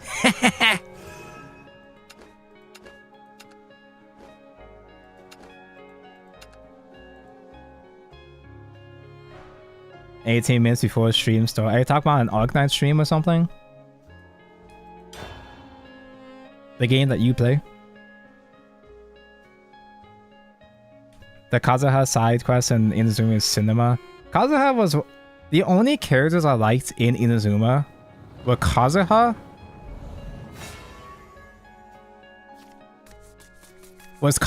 See between my lies. and it's mostly just because they showed Kazuha in a bunch of side events anyway. Like, Kazuha was the most shield character, the most shield non-Archon character.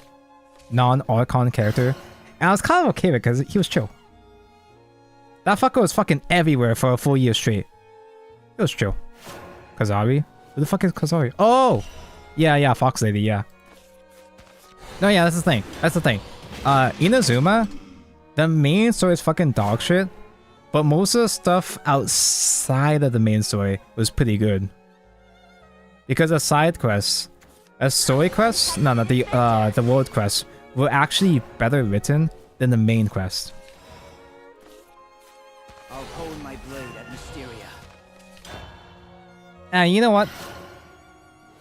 I probably shouldn't, but I will give Natlan the benefit of the doubt because I've barely explored any side content. So maybe there is Kino in the new region. I just haven't gone around to it because maybe it's like Inazuma where, yeah, the main story is dog shit, but there's something nice. There's still something nice about the region outside of it. Maybe? I don't know. Does side games? Not side games. Maybe side games. Fuck side games. Does Hoyoverse even deserve that benefit of the doubt at this point? Probably not. only wish this world knew. Aw, man. You broke it.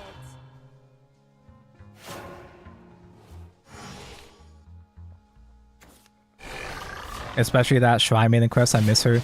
Do you remember what that when the region first came out? You would use the mask for the forged weapon like recipe. And then the mask would fucking die forever. You would lose the entire thing permanently. Eventually you were able to like keep it, but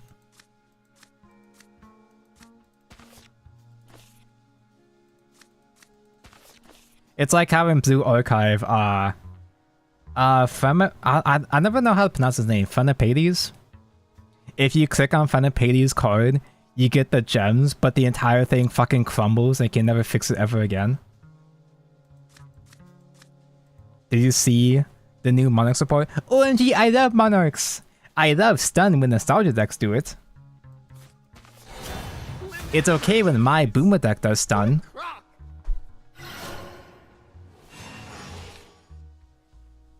Though seeing Eldos rise up as an actual Monarch, seeing one of the little babies rise up as an actual Monarch, oh dude.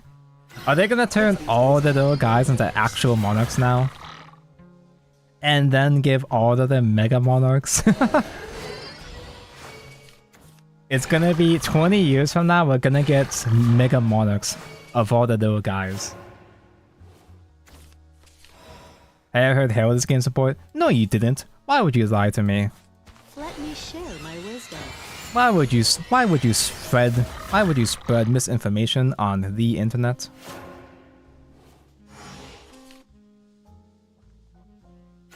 This song's for you.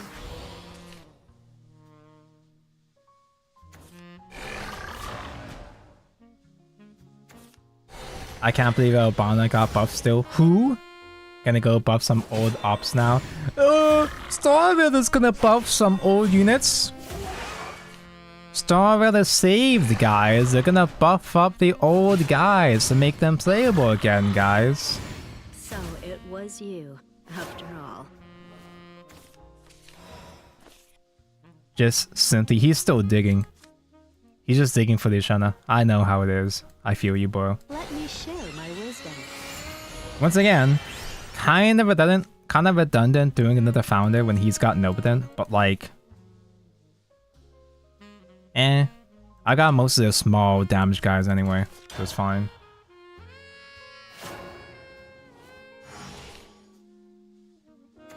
Have I seen the new card that just looks like Fenrir with gun for Tonko? I didn't see the effects, but I saw a furry girl. Did you want it? Buff your old units by pulling lower passives.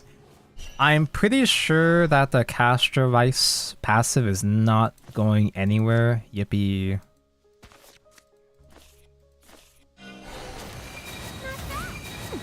Exactly enough to clear that thing. That whore. Oh, now we get Cum Golem after I've been spending all my things, my dirts. This world needs. Yeah, maybe just the Cum Golem damages are gonna be enough. Although he does get to heal though. He is gonna start healing soon. Under normal circumstances, I would just leave his shit alone. I would just leave his shit alone. I would just not give him any damage that we have a full ODK. Nobitin, honestly, Nobitin probably expires before we have lethal anyway.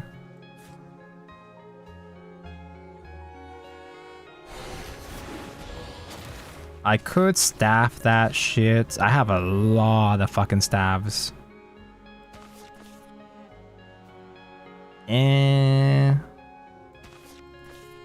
Staff is gonna proc the inventions though, so it's not really worth it. I think I'd rather just make him keep his board clogged up by now.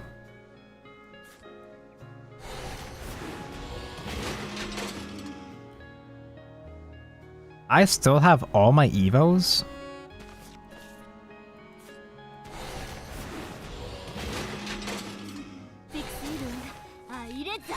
Huh. I guess, yeah, I guess I could do this. Oh no, Tonko. You gave them damage. Now they're going to heal anyway. They're gonna do the thing that you didn't want them to do. What a shame.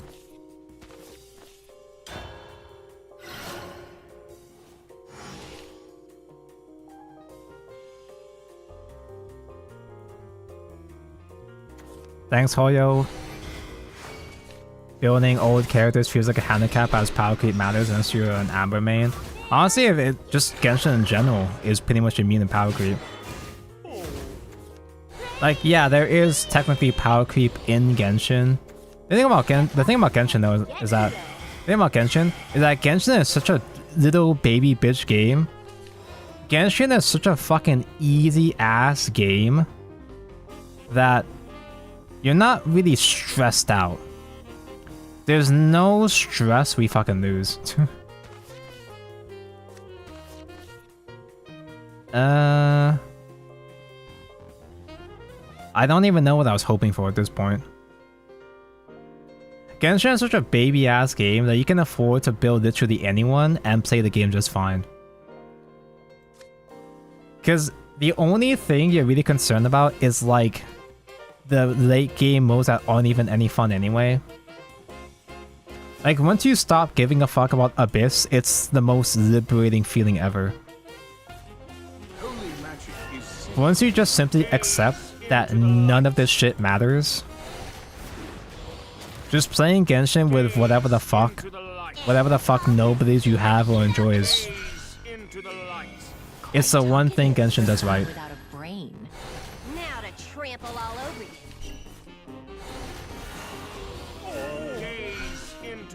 Do they have a third Nobitin to resolve next turn? Pathetic. You just don't get it. I can kill them before he kills me, right?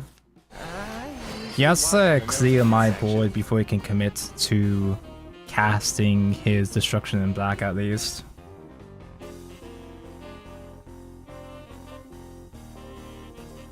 And with what you just need to get good. There is a clear tier list in Wuthering Waves, but in games like Wuthering Waves and Genshin, as long as you are a competent player that knows how to build a decent enough build, that kinda knows how to play a character not like shit, you'll be fine. With whatever character you pick up, if you aren't a fucking dumbass, you can make it work. It might be cope. Sure, it might be cope, but like... There's not a... I guess I can staff next turn? They got a board. I can use staff. God, I really don't mean for every fucking stream to end up being... Wait, did you just discard your... Surely not, right? You won the 50-50, right? And discarded white, right?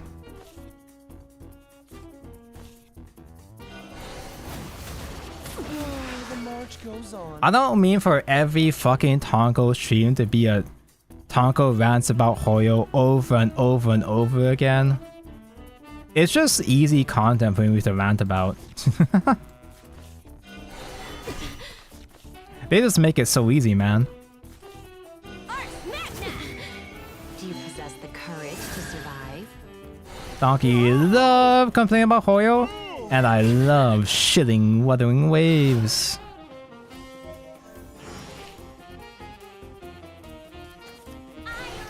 They did win 50-50.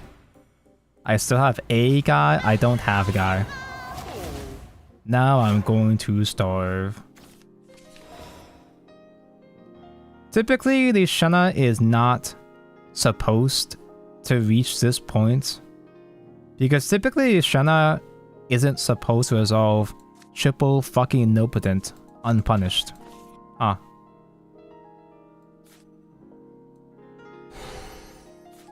I'll hold my blade at Mysteria.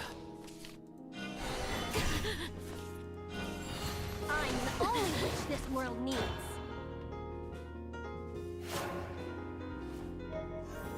If we top deck specifically, if we specifically top deck exactly CAG into another damage spell, we win! We lose! Fiction wasn't enough. Also, one single heal could have helped by one more turn as well, I guess. That's not supposed to happen. Ishana's not supposed to get wins. Yeah, I have exactly 5 topics I recycle. Yu-Gi-Oh!, Genshin, Starvale, Zenless, and Wuthering Waves. Those are the only 5 topics Tonko can talk about. Tonko can't afford to speak too much about Blue Archive. As much as I love to go on and on and on about Blue Archive, for example, that's a bit too dangerous. Oh, speaking of, moving on to one of my other 5 topics, Yu-Gi-Oh! Between my lies. I guess you're looking for a fight. Yeah, I uninstalled Master Duel. Can I talk about, soon we can talk about Shadowverse again? No, watch, I'm gonna derail. We're gonna have the Worlds Beyond stream, and I'm gonna derail it with like Hoyo ranting again on Iggy's channel. I got filtered. I was stuck on Diamond 5. I climbed all the way up to Diamond 2. And then I fell all the way down to Diamond 5 again. Did Fiendsmith get to you? No. Literally, the coin flip got to me. Now, you'll be back. No, I'm gonna reinstall at some point. Tonko loves Yu-Gi-Oh! But it was just too much for me for now. I think I've had enough of this format at least. Just uninstalling for attention, exactly, yeah. I'm like a Genshin fan. I'm a Genshin player. I'll boycott the game by uninstalling for 2 days and then come back. But no, I'm not exaggerating. I'm not fucking joking when I say I can handle going second. It sucks, but I can work with it sometimes. Most of the time I lose anyway, but I don't instant fold. I don't have to instant fold if I go second, right? But I fucking swear to God, Master Duel is the most malicious game I've ever fucking played. I'm not exaggerating when I tell you. I'm not even joking. I lost every coin flip 13 games in a row. Then I won the coin flip a couple of times, bricked, or lost to 5 hand traps, whatever. And then lost another 15 coin flips. I'm not exaggerating when I say that I literally had an 80% going second rate. I'll hone my blade at Mysteria. I may have should have done Evo CAG actually, but oh well. Just get all the bitches out, all the hags. At this point I can save Vesper for after the buffs. I'll hone my blade at Mysteria. The Genshin boycotters don't even uninstall when protesting. Yeah, exactly. You know, all of them, like, nobody talks, barely, I mean, people still do, but barely anybody talks about the skin anymore. In fact, I see more people defending Mavrika than I see people complaining about the skin color in Genshin now. Let me share my wisdom. They can. So many people abandon their cause to support the most mid Archon of all time. The game telling you to play a Tenpai. Bro, I thought I was used to fighting against Tenpai, man. But it is actually comical. It is genuinely baffling how they really do just instant win every time. Tenpai players really do always have the one of. After all. They have the one of Pydra with a billion hand traps and board breakers every single time. That's not just me being bad and complaining because I don't know how to beat Tenpai. They really do just have all the answers every fucking time. Let me share my wisdom. Also, chat, you know how I said nobody's playing Nibiru? Hey chat, you remember when I said in previous streams that nobody plays Nibiru anymore? If they do, it's only a one of. Nobody's playing Nibiru. Nobody's playing evening match. I can't even remember how many Nibirus I lost to last week. Even the one-offs. People are main decking more Nibirus now. Won't be long now. Yeah, everyone's on Nibiru now, but there's a lot of people still playing one of Nibiru, and it's still drawn to it every So time. It was you, after all. Yeah, people on everything, exactly.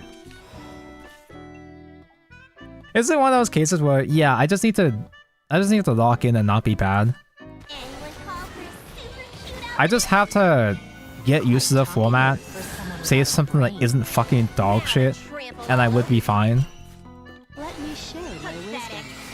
Because I was close to uninstalling Master Duel when Tenpai first came out, you know, it's not my first rodeo, I get it. It's more like, I really was wasting way too much time trying to climb Master Duel off stream. Like, I wasn't even doing it for content. I was just climbing Master Duel for the love of the game, and I hate this game right now, so there's no point. You gotten hit by every ghost girl? Yeah, like I'm Italian C. I got jump scared by Ghost Bell a couple times. There was one guy that was on Winter Cherries. It didn't do anything, but some guy was trying to play Winter Cherries.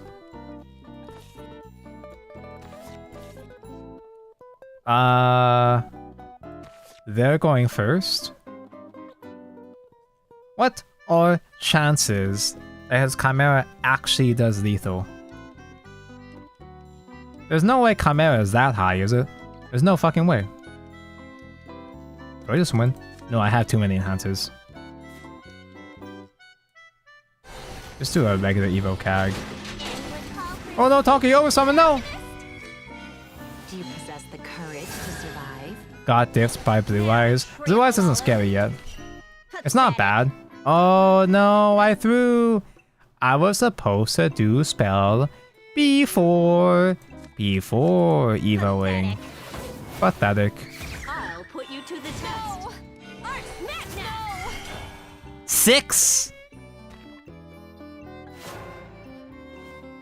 If I wasn't inconvenienced by these enhancers, you know, if I did the thing where I played one spell before evolving, I would have had enough to play 2 spells. It's not lethal, but he has another Chimera though, surely. I mean, that's a lot of damage right there too. Yeah, that works. Without having to worry about enhances? Sure. Impressive. Looks like you won. Do you really need the Cauldron? I need the missile damage. Surrounded by lies. You don't get the Vision Tonka, you play Blue Eyes with Centurion? No, Blue Eyes is not bad. As much as I fucking hate Blue Eyes players, as much as I love shitting on Blue Eyes players, Blue Eyes is fine. It's not scary yet though, because they don't have the Primite cards.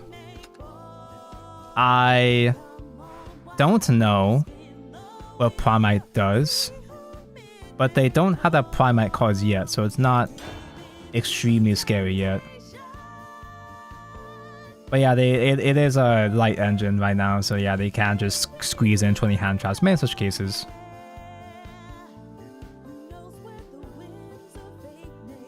Pretty much every modern day Yu-Gi-Oh deck is like, just say 20 hand traps, 1 card combo. It's just how it is. It is dog shit. It is annoying.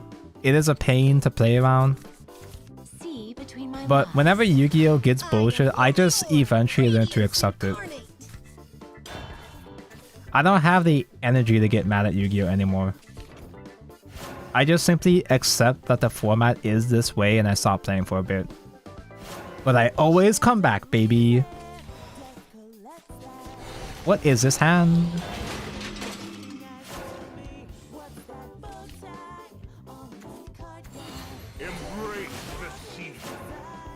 Just 2 more hours.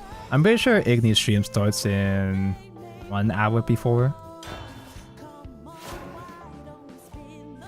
Building bricks with this dirt hand. Classic. Tier format is peak Master Duel. I hated Tier 0 format. But that was more so because everybody, like, tournaments was too expensive for people to play. It was too inaccessible for normal people. When it's a format like Tier 0, if it's a Tier 0 format, but you can kinda you can afford to craft the cards in Master Duel. It's like how everybody's on Fiendsmith now. Everybody can afford Fiendsmith now. And when everybody can afford a broken ass engine, it's a lot easier to find more players at the same level. So you have more of those back and forth games with those powerful decks like Tier 0, yeah. So like having a chance, I didn't get to play tournaments. I don't even know what I was doing that format. I don't even know if I was playing much during that time. But I don't like Tier 0. I didn't like Tier 0 format, but it was a lot more appealing when it became a lot more accessible to everyone. Because the only people that got to appreciate, the only people that got to experience Tier 0 format was all the rich tryhards, you know?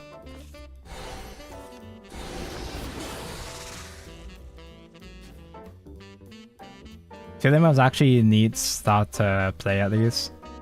It's really fucking annoying to fight against because it's one of those decks where it's like, oh, they have everything. But you have to know what the fuck you're doing to have everything though.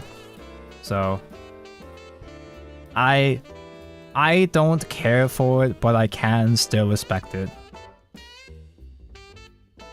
Do I just staff that shit? It's not even a full clear. Why does this deck suck now?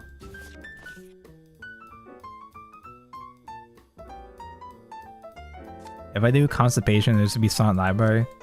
But then they have a chance to buff out to damage the Drake though. Wow.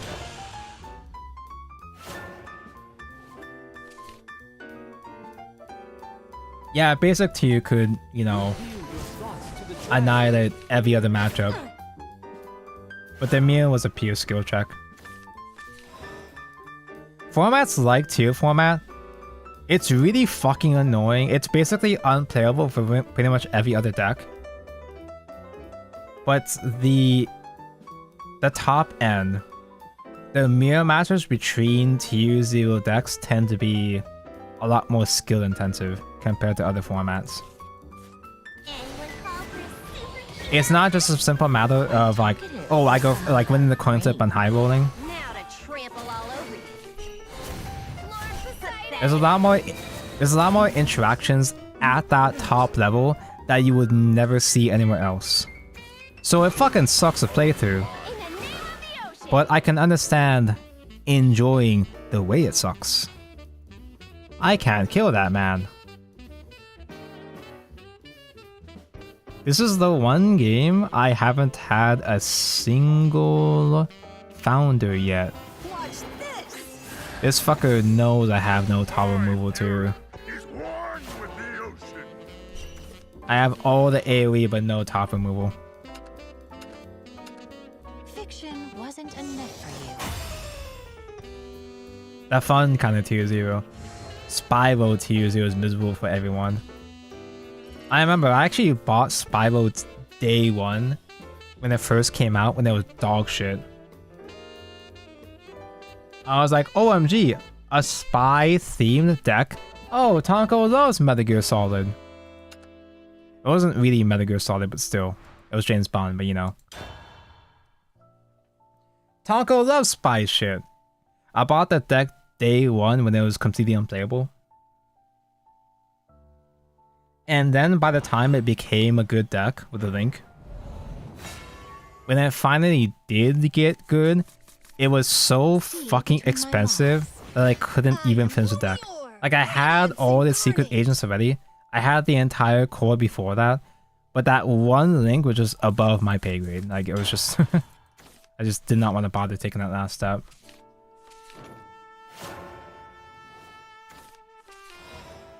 I don't think I even played... Like, I lived through it, but I don't think I actually played much in Spyro format.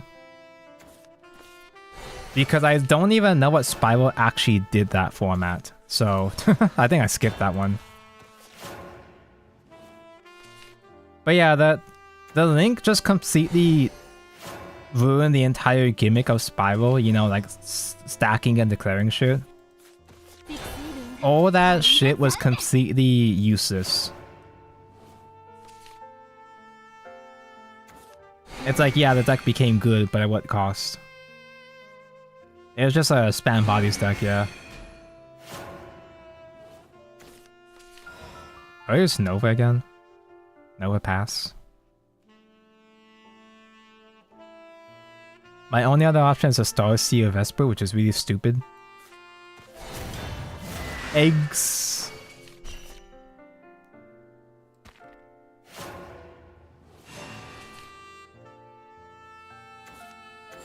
But yeah, I do tend to just spend several Yu-Gi-Oh formats. Is this Wizard? Can you do that? Yeah, you can do rotation Wizard Dragon, right? It doesn't do anything, but you can do that, right? Let me share my wisdom.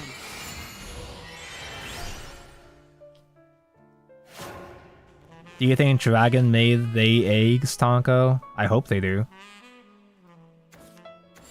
10 cost Dragon? Is he just bad and hasn't drawn his ramp yet? That's a ramp. Oh wait, no, he had one Oracle. He's not that bad.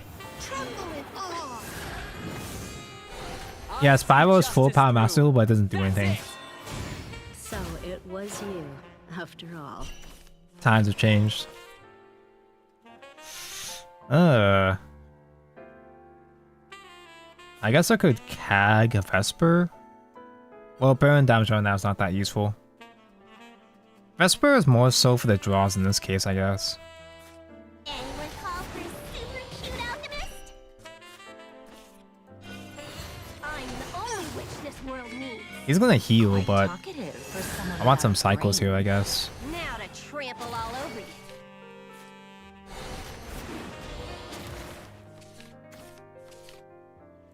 More dirts mentioned, yay. Now what?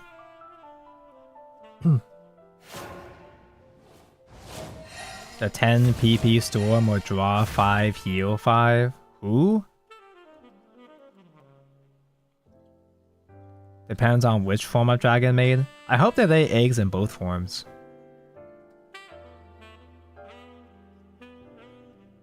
No one wants to sit and play Spyro. It's not that they're bad.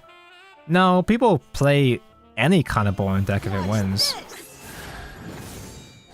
Never wake It really doesn't matter how boring a deck is, it's gonna have its fans no matter what. You're gonna pay for this. Just because you think it's boring doesn't mean some fuck-ass loser out there doesn't think it's boring, you know? Different strokes with different folks. That's annoying. How does that keep happening? Anyone call for super cute alchemist? Do I just do tempo cum golem here at this point?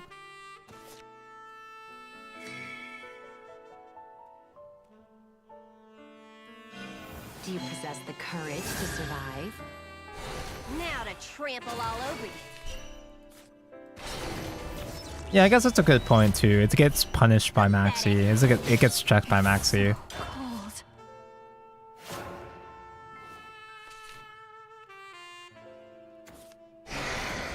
friends Eid. I got my dirts, you can't traffic those. I still need more dirts. I have another CAG I can use. CAG is not killing that Drake by itself though. I guess I could missile it.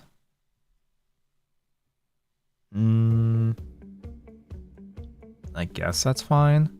Well, I mean, actually, staff can actually work as tall removal too. Kind of, not really. It's not tall enough. It's only 6 damage right now. I guess missile. Staff and missile works, I guess. Or I could just Owen, search, finder, and pass.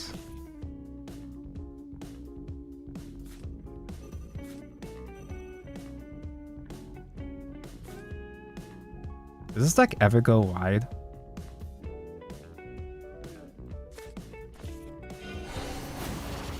I guess I'll do this shit. Because if I did CAG missile, I'd be overdrawing, I think. I guess.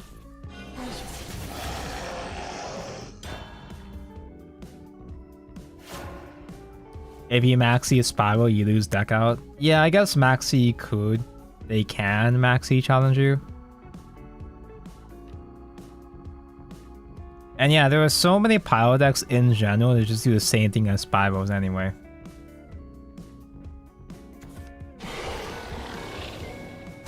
Oh, this guy! Oh my god, I completely forgot about Lindworm. Lindworm was the first deck I molded to in Shadowverse ever. Oh my god, it's just unlocked a core memory for me. He's not even that scary. He's annoying. He's not even that broken. But it was just my first time fighting a card like that and pissed me off at the time. Oh, I can't do Golem. I can't do Golem pass ignores ward. It's fucking bullshit. At his best, he isn't toxic. No, yeah, I only really hated him because I was new and bad. Fiction wasn't enough for you. Dude. Now that's what throwback is all about, dude. Losing to ancient memories you haven't thought about in like 6 years. Would you still love me if I was a Lindworm? Dude, I used to pray for a Lindworm to get nerfed at the time. Oh my god.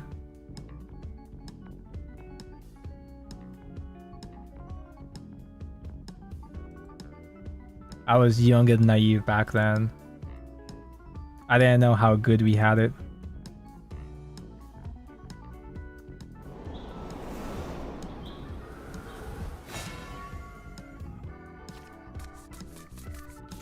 See between my lies. You like that grind style of gameplay? Yeah, I was just like new when I was more vulnerable to that sort of grind, so I wasn't prepared for it. Like, I was mad at Lindworm, and then I saw a giant chimera. I was like, why am I even playing this game? This is bullshit. I'm gonna go back to Vanguard. I wanna go back to my Card Fight Online beta. Surely it'll come out soon, right?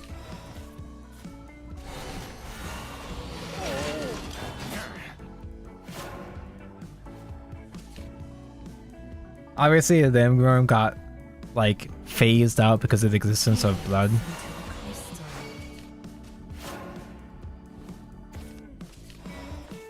And back then, I said this before, but I'm pretty sure blood is what carried me all the way to double A. Maybe, was it master or double A? I know at least double A. I abused the fuck out of flowers before he got nerfed. It was before I was a committed Protocraft main. Back when I was willing to play good decks. Donkey, do you prefer spell meta or board meta in general? Can we not have both? You can't really stop spells from going first, or rather be overwhelmed with waves of enemies that return. So the thing is, most Shadowverse players prefer mid-range formats, which includes generally more board, more followers, right? I'd say I do lean more towards board-based metas, but that's because I'm an artifact player. My job is to eat up boards. I have this, this is just me being a contrarian, but contrarian Tonko thinks that mid-range formats are overrated. Mid-range formats are mid. So, we'll do this. And Tonko doesn't have a real argument to support that right now. I'm just saying that mid-range is mid because it's a thing that Tonko would say. This is mid. You're mid. Oh, we lose. There are 0 outs for us against buffed up Vera.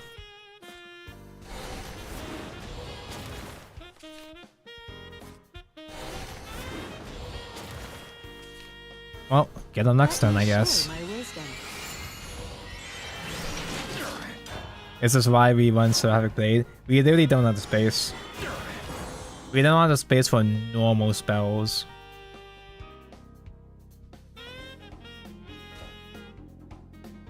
You can out-heal spells, or you can waste every single board clear, wiping the board.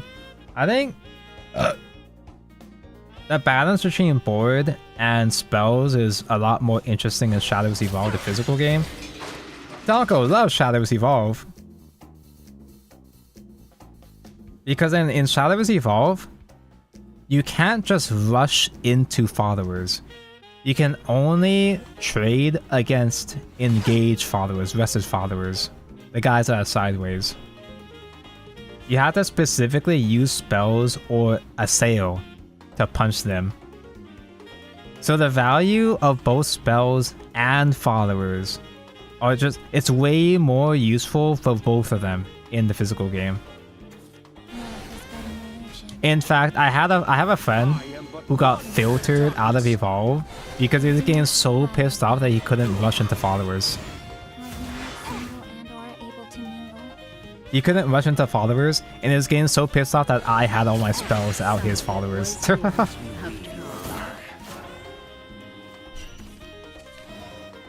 It's like, oh man, just be good at the game, haha. But yeah, it does have a whole separate kind of dynamic to it that I think is interesting.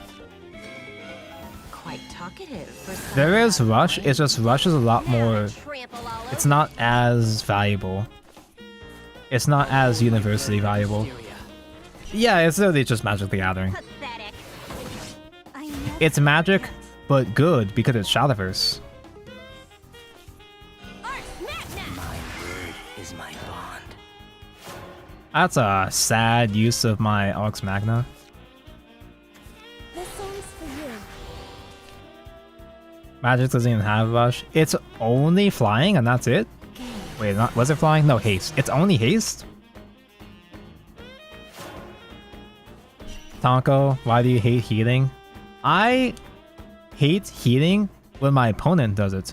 When I do healing, it's okay. When my opponent does it, I'm mad. It's not fair. It's bullshit. Let me share my wisdom. No chance. So you have chosen. Why do you never enhance Ars Magna? Because I want to play other card, obviously. I had to make sure I had to get the third founder, duh.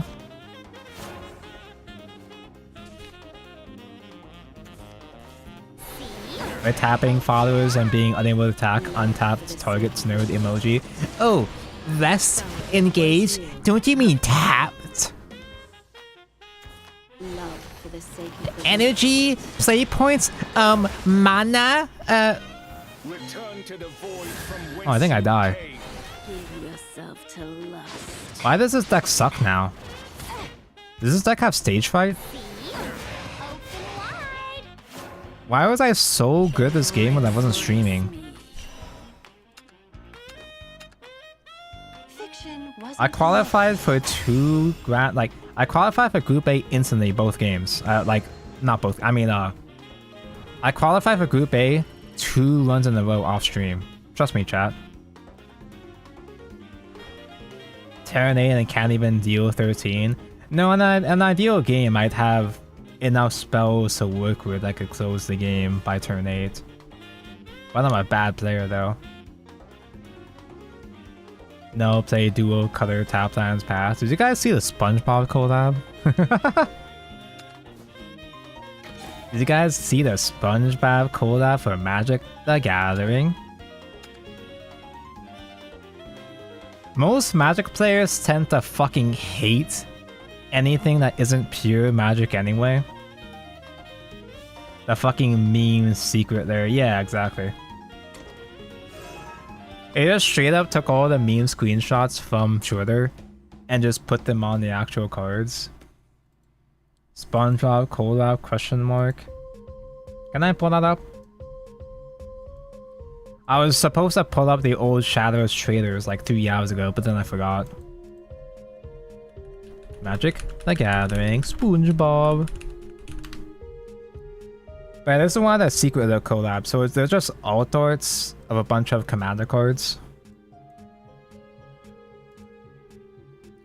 Where's the official website? Someone gets shitty ads on the side. Wait, where is the official website? Am I blind? I don't want these articles. I don't want to support the articles. Careful, tab code. Don't start your search function with Windows on. I specifically have the gamer browser. I literally use a stupid ass meme gamer browser just because it has a quote unquote streamer browser, so I don't dox myself. Aha! It's the thing! I remember seeing this thing on Twitter once.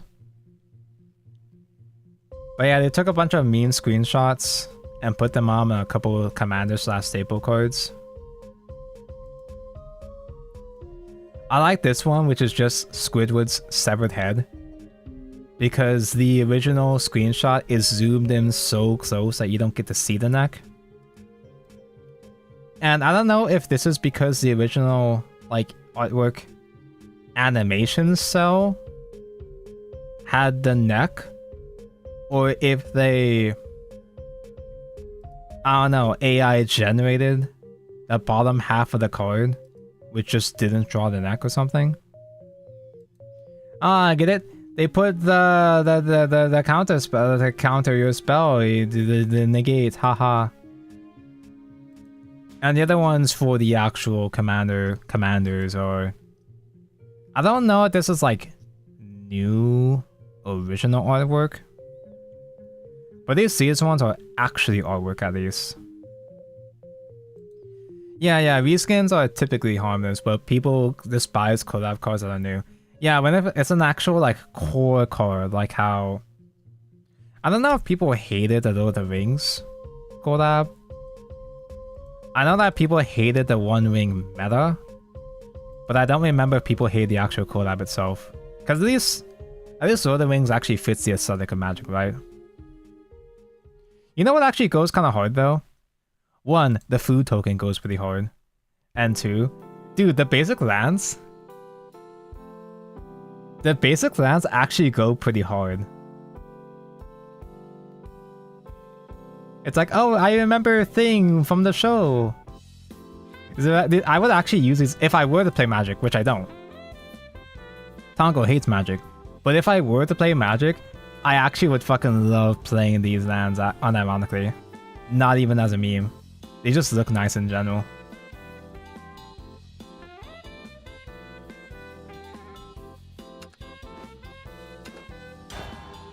I'm kind of, sort of, actually climbing.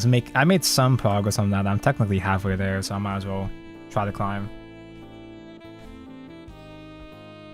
I got time, so I might as well do some empty climbing.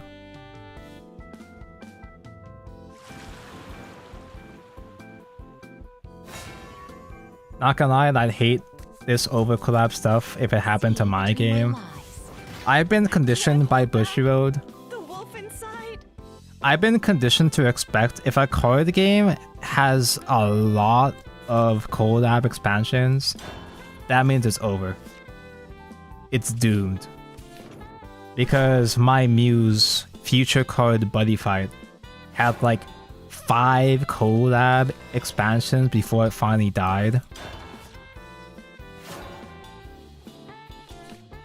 Taco, what do you think of Locke girl from Vanguard? She is so fucking hot.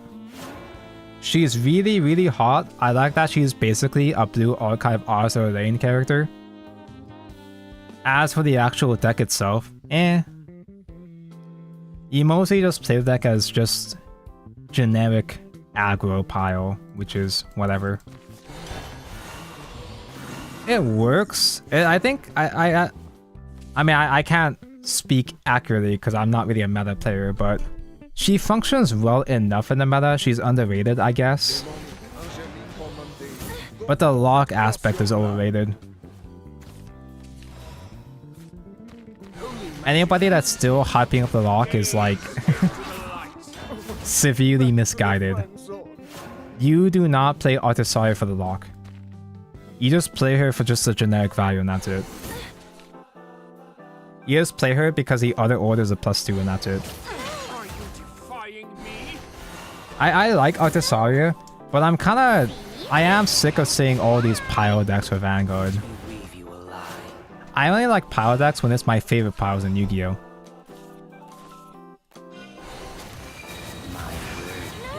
hold my blade at Mysteria. Yeah, the Flavos when I'm going second is not as concerning, because even if I didn't have a damage spell, I still had Evo, so it's fine. Yeah, she's pretty much just better Orphis. Ritual has pile. I wish it had. Like, Drytron? No, I can't call them pile decks, but Drytron and both Drytron and Voices Voice were designed to be generically usable with certain types of rituals, with a more generic range of rituals. Let me share my wisdom. No chance. So you have chosen. Yeah, was there a build that was a full pile deck? I wasn't there. I only played Drytron for like a short part of the format. For my Catalina! It awakens. I miss Buddy Fight so much. Now that gay? Sorry, I fucking sip. Now that a day goes by where I'm not thinking about Buddy Fight. So it was you. Yeah, at least she took some damage, so like a shitty Evo. I don't have a shitty Evo that clears that. Very cool. I guess I could just generate for CAG. Have a shitty ass ward pass. Mitsurugi is literally ritual pile. Yeah, but nobody's playing it as ritual pile though. They're just playing it as a shitty ass addition to Vizio. Oh, Libomancer. Wait, so I actually did play Libomancer as a pile. Because there was a period where I was playing Mikanko Libomancer pile. Anyone call for a super cute alchemist? I never got around to streaming Mikanko Brain. like Gotta trample all over after it got second wave of support. Like I never played Mikanko in Jump when it got second wave of support. I can kill that with Ars Magna trade. I don't wanna though. Can I afford to not do that? Probably not. I can kill that next turn with staff maybe, but yeah. You know, I'll trade just to do some damage. You're gonna hate this. Is sick. Gaze. I should have done Carlos Jr. first to get one more heal. I can tank 6. I can tank 6 easily, right? See? And it didn't work. No! The Mikanko pile was fine. You didn't have the second wave with the green bitch yet, so... You didn't have the second wave, but I think... You had the Isolde package. It was just... The master was just an additional engine you threw in at the time, but it was fine. I got a decent amount of wins with it. It was okay. It won my locals once, maybe. If I don't remember, but maybe it did. He don't need heals. He doesn't have bat. You don't even have bat, stupid. I think he's at 7. Yeah, I hope Mitsurugi develops to be more of a actual ritual deck My fiction. instead of just being another addition to existing deck.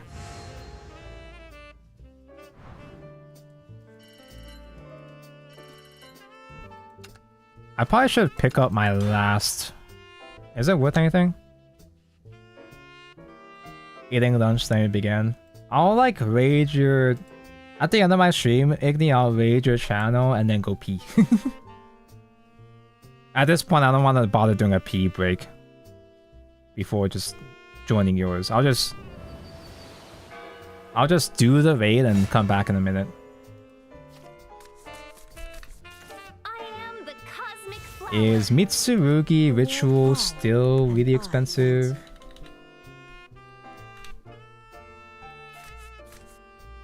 By the time Mitsurugi came out, I already spent a bunch. Oh, it went way down. It's only $11 now. I bought 2 copies when they were 30. Haven't even had a chance to play them.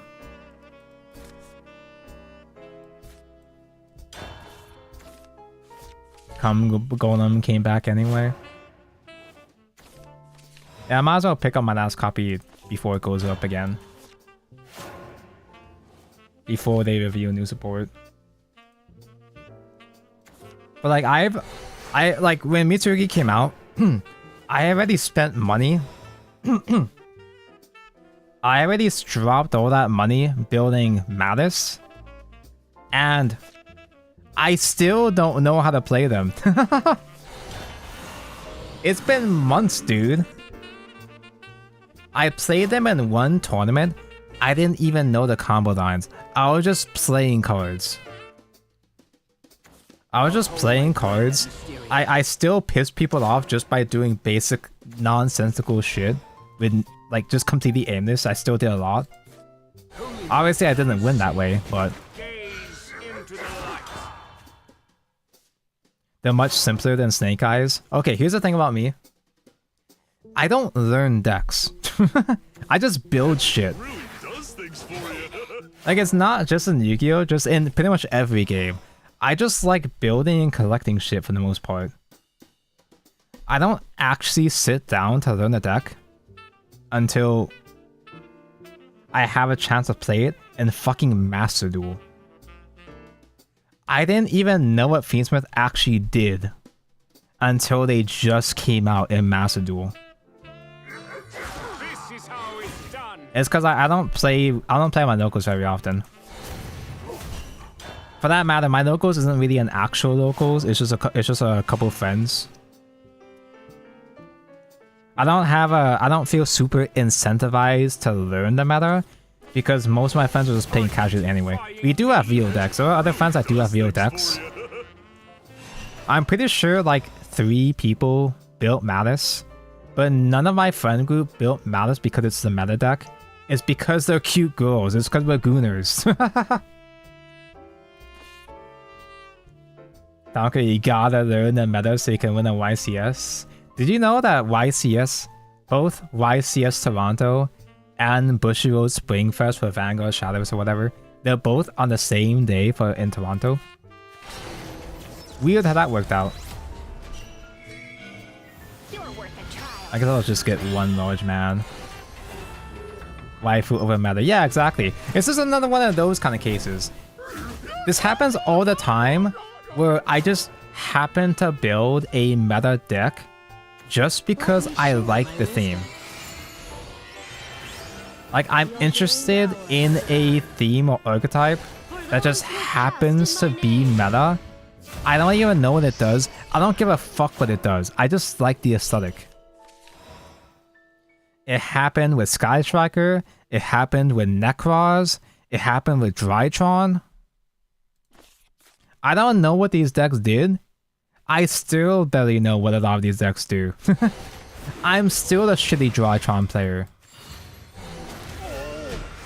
What?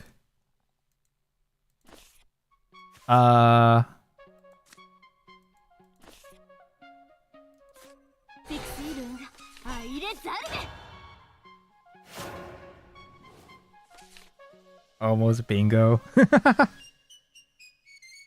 I guess, you know, would you even win in the YCS? You win a Nintendo Switch or a air fryer. I'm the only witch this world You know, people make fun of Yu-Gi-Oh for having shit prizes, but like, pretty much all the games I play have shit prizes, because Vanguard doesn't give you shit either. Whenever I hear other games, you know, competing for real money, I'm like, you can do that?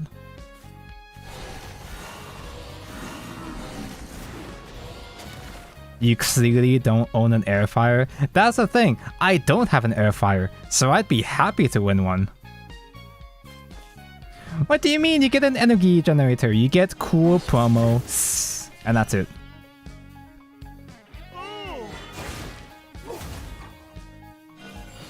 And by that logic, Yu-Gi-Oh! Also gives you cool promos.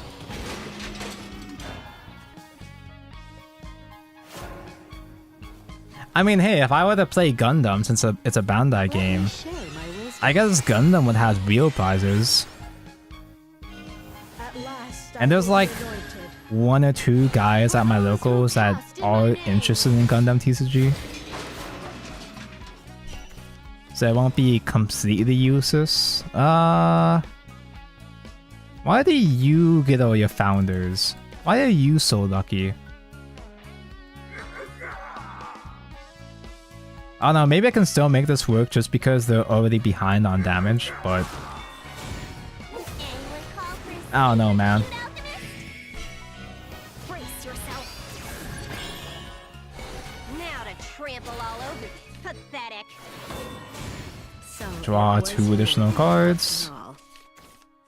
Ah, that's a founder, technically. Let me share my wisdom.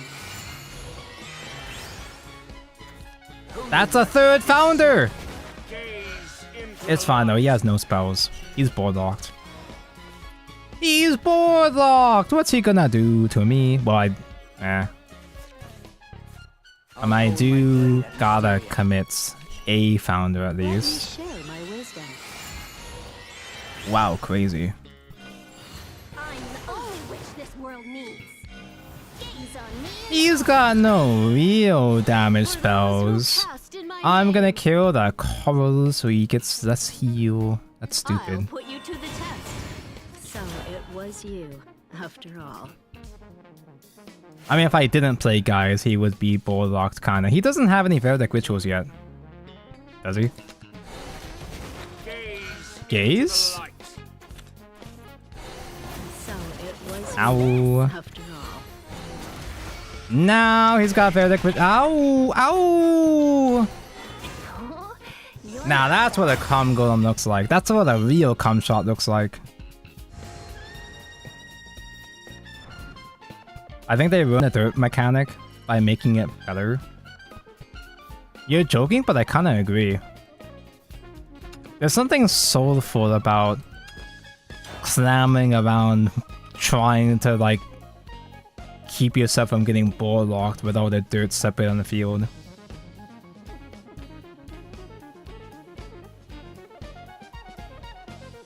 In fact, Dirt is about to become top tier in Evolve, the physical game. We're about to enter tier 0 Dirt format.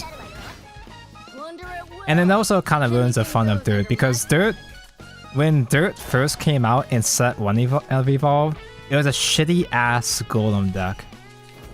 And I don't mean clay golem, I mean the fucking artifact golems. They put strike form and guard form golems into Dirt Rune. And it was pretty bad, but it was cute. I don't think he even bothered doing that shit in the new build now. Yeah, I used to be Polarcraft Rune. It was the only thing I could play to play Polarcraft at the time. That's mine. Uh-oh. Free trade for him to get Guy. I'll hold my blade at Mysteria. It was good for like the first 2 sets. Was it even good though? It was like okay Rogue, but you will play right and you would like it. Yeah, that's the thing. That's why I hate Dirt now, is because they made it into Natura Rune.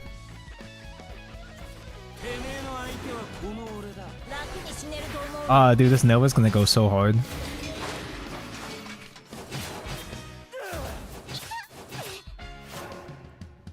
And then Staff of Whirlwind's next turn is gonna go so hard. But I wanted to take your life. They turned Dirt Rune into Riley, Natura Rune Riley, and fucking Caridwen. Shadowcraft Caridwen. Far from over. The tides rise. You've never seen that Lancer card? You've probably seen this guy before, like the OG. I forgot the name, was it Jemon? It's just the rush guy that can enhance 6, become Bane, survives the trade. He was okay. He was a guy that Sword played for a while. Chuden, yeah, Cthulhu. He's the guy that's named after that one really, really old Yu-Gi-Oh! Ritual monster. Ku-Ku-Hu-Lane, yeah. Can't even play Millie Parfait and Dirt anymore, your favorite VTuber. Ah, but I can still play Millie Parfait Leader. Don't forget Faust. Oh yeah, they turned Faust into a Giga Chad. They gave Faust bitches in his UR art. Let me share my wisdom. In his alt art.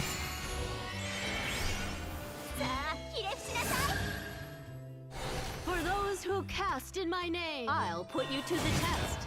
I'm gonna build 2-0 Dirt, not because it's meta, it's because I do like Dirt. I have all the cards anyway, but I'm probably not gonna actually play it very often. Because I barely play Shadowverse Evolve often to begin with. I've had one match playing with Puppet Forest. Had the time of my life.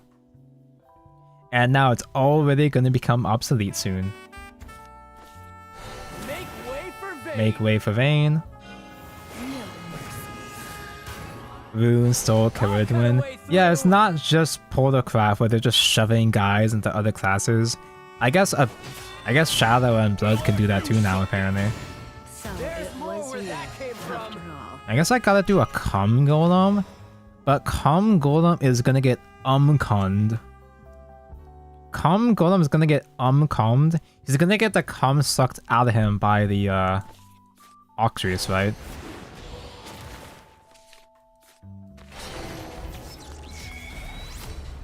Well, I guess if she does steal the cum, the sword player does get stuck with 2 dirts on his field.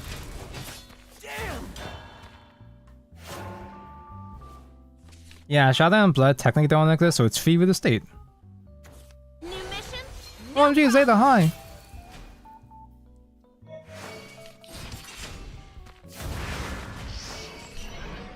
I was a Swordcraft player when I first started for a time. Probably because I thought Zeta and Beatrice were very hot. I didn't even play Granblue. I don't even know what Granblue Fantasy was at the time.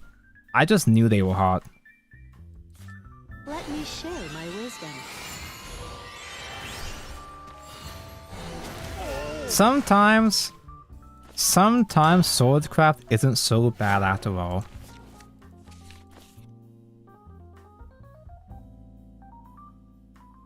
You know what does exist though? Today's sponsor. Such Batonko doesn't get sponsors. It's because Such Batonko talks about like armpits and Connie too much. Also, even if I do get sponsors, I never return emails. I have my email listed on my Twitter for quote-unquote business purposes. And I do get some actual emails from not just bots, but even then I never respond to shit. Everything in its proper pocket. Hand it over. Hand it over. There's so many Genshin players saying Naru for the first time and it's funny. There are some Grand Blue players that are seeing Vampy for the first time apparently. Because a bunch of people were getting mad that Vampy won a some kind of character poll. And was like, this is bothered. Who is this? Literally who? The kids don't know who Vampy is. Anyone call for a super cute alchemist? At this stage, Now to trample all over you. if I just had one more damage spell. Is that true? Is that correct? Pathetic. I could just... Do I just hit face? Pay for this. Not even trade? Do I even care if this survives? He can't kill me yet. I'll put you to the test. I don't give a fuck about this guy.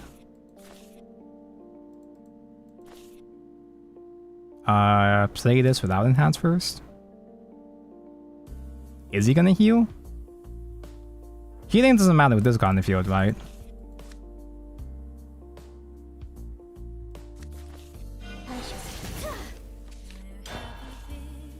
Get the draw. Tonka loves drawing. He can heal out of this, maybe. But he's not going to. Everything this world offers will be mine. You should accept women's beauty product sponsorships. There are generic sponsorships you can get from Stream Elements, which I do get emails from them all the time. Actually, maybe do I still get those emails? So it was you, after And I'm pretty sure those sponsorships are legit. They do work. I'm just lazy about it. Most of the time, it's stuff I don't care about, but sometimes I do have sponsorship offers from games I do play, like Genshin. Taco loves Genshin.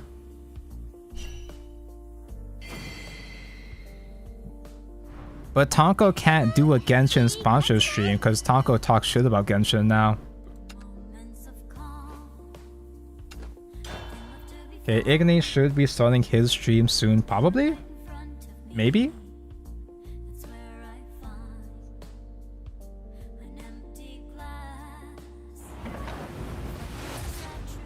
I remember, I think I tried doing one Genshin stream under one of their sponsorship offers. I tried streaming that Genshin TCG and it was supposed to be a sponsored stream. But I fucked it up and disqualified myself, I think. I think it's because I didn't have my UID visible on screen. No, I used to stream Genshin, not often, but I streamed it a couple of times when it first came out. I streamed when the Ganyu came out, I streamed when Hu-Tao came out, and I streamed when the Inazuma came out. I remember those streams specifically. I'm not sure if I did other streams, but I did stream the Genshin TCG just in general several times, and it was okay. Yeah, the actual Worlds Beyond news stream is in an hour, but we are going to be joining Igni's channel because I'm not gonna be reacting. I'm not gonna be watching it live reacting on this channel. This is just a pre-show. It's because we're all gonna join Igni's channel. It's gonna be me, Igni, and Kaden, all the Eval Point podcast guys. The three guys.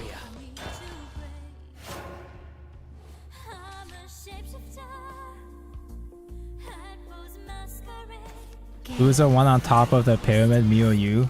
I'm always the bottom. We're gonna live react. We're gonna live react to the game getting delayed again. We're gonna live react to the game getting delayed for funny pinball mode. We're gonna live react to the devs giving up on Mahjong and just taking it out completely.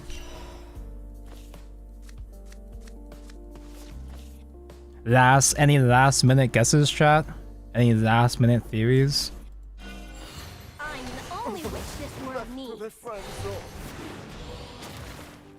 We're gonna watch live where they decide to actually cut Protocraft 2, actually. The main character class is now Runecraft instead. They delayed the game a whole year just to take out Protocraft.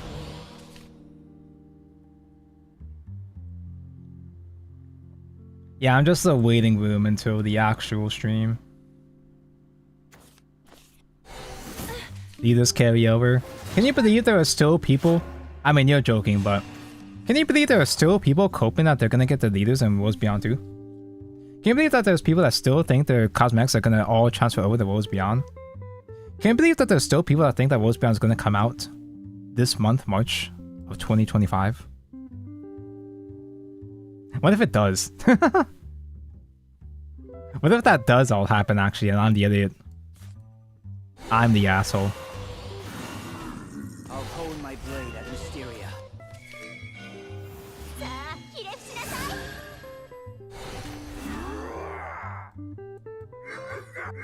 Hot take because I yearned for a Hololive collab. It actually makes no sense that we never got a Hololive collab in the actual digital game before. Because they did collab in JP Evolve.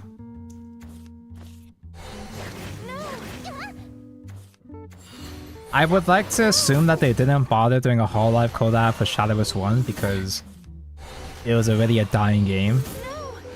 So now we're gonna get the real collabs in the sequel game.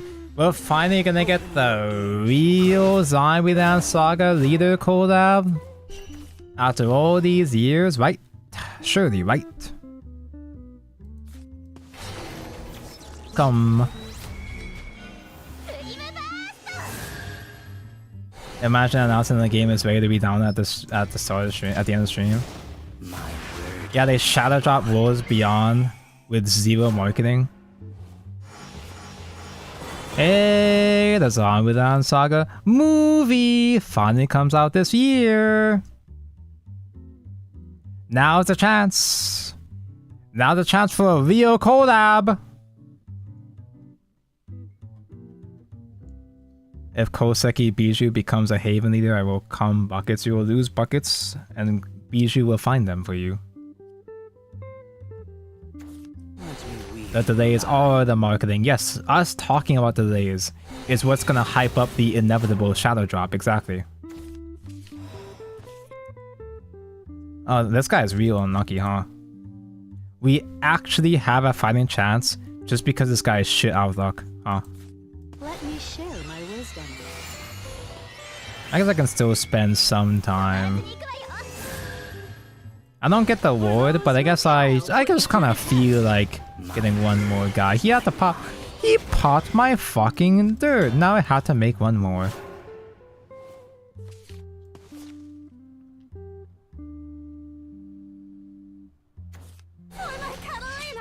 It's just the problem with doing a Hololive collab at this point is that there's only so many characters you can squeeze in, you know, because we only have 7 classes now. For the sake of the world. So it was you, after all. That's a lot. Okay, it's no flowers, but still a lot to deal with.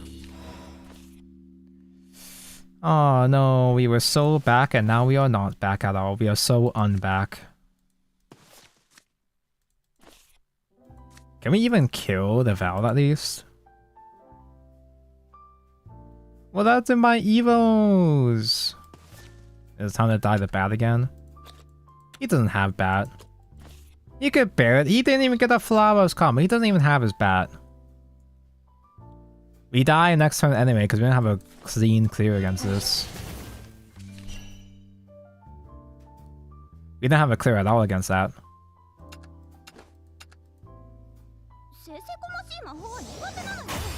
Can Igni start the stream now?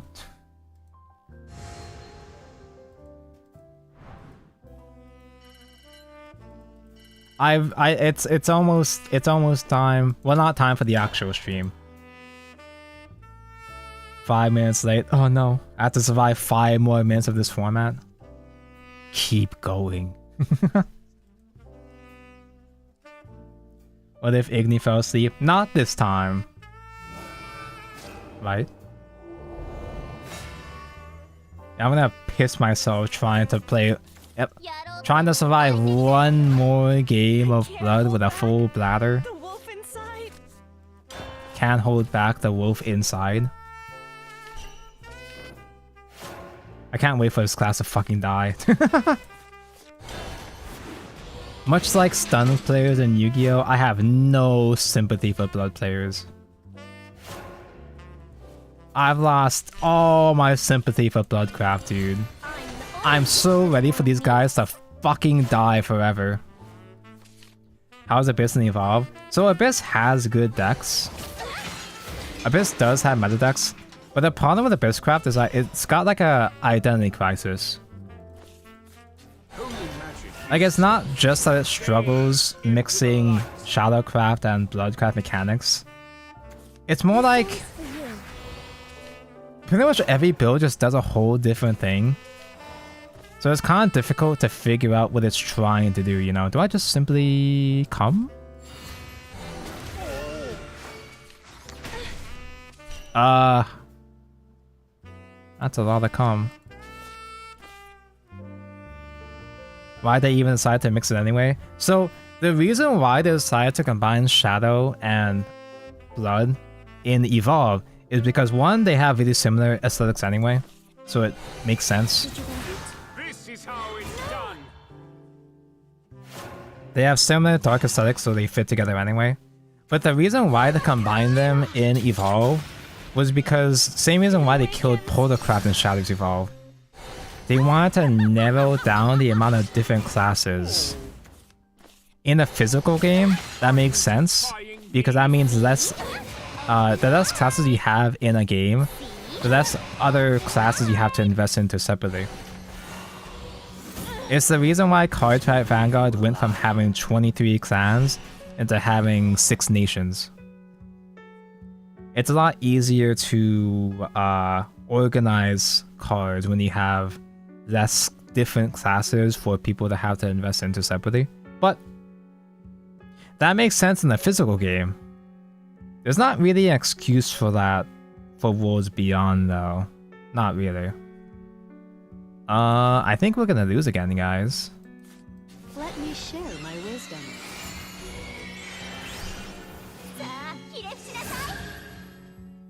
For those who cast The my only name, reason to do it in Worlds Beyond is because one, Bloodcraft and Shadowcraft deserve to die anyway. But the actual reason is just simply because it's consistent with Evolve, and that's it. That's the only real actual reason I can think of. I have another reason. Chat, so it was what you, if after all. Worlds Beyond is going back down to 7 classes so they can introduce another 8th class? What if we get a whole nother brand new class entirely later down the line? They do Polarcraft 2.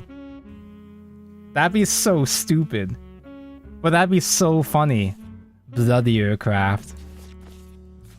Let me share my wisdom. I feel like being a bad player and losing my Evo again. For those who cast in I'll put you to the test.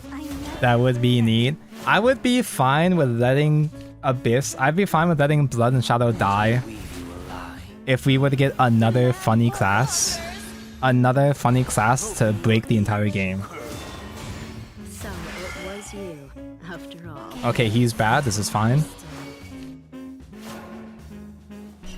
It's just the dilemma there is like, what aesthetic could they even do that would match, you know, that would warrant being a whole separate class entirely.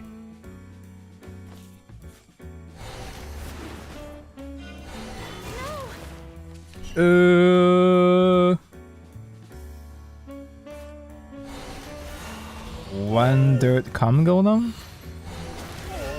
Very cool. Yeah, you can squeeze in pretty much every aesthetic into all the classes right now anyway. The only thing you could maybe argue is ocean themed cards being Dragoncraft is kind of a stretch. Open your So you could maybe do more ocean themed stuff, aquatic stuff in a separate class, maybe. I've seen a Paul Trailer video. It's so funny how they went so hard for the fucking furry. Xenas goes from gooning to the fucking furry one day, and then the next day Anabi is sitting her fucking throat. Like, that's why Xenas feels like... It feels like classic good old Hoyo. It feels like... Xenas feels like me Hoyo. Because they'll swap from being gooner shit, based gooner shit, to like dark and gritty, you know? Dark dramatic shit. My word is my bond. Wow, he full heals next turn. Very cool. Can't wait for the Android lollies. I was saving my last $100 whale for the Android for the VTuber cunnies. But at this point they're probably just gonna be an anniversary, so at this rate they're probably anniversary. The bat is coming. The bat can't come if he wants. I've got nothing to lose anymore. He doesn't even need the bat. I just lose myself at this point. Gee, I wonder. I seem to lack draws. And concentration's only at 2 in my list.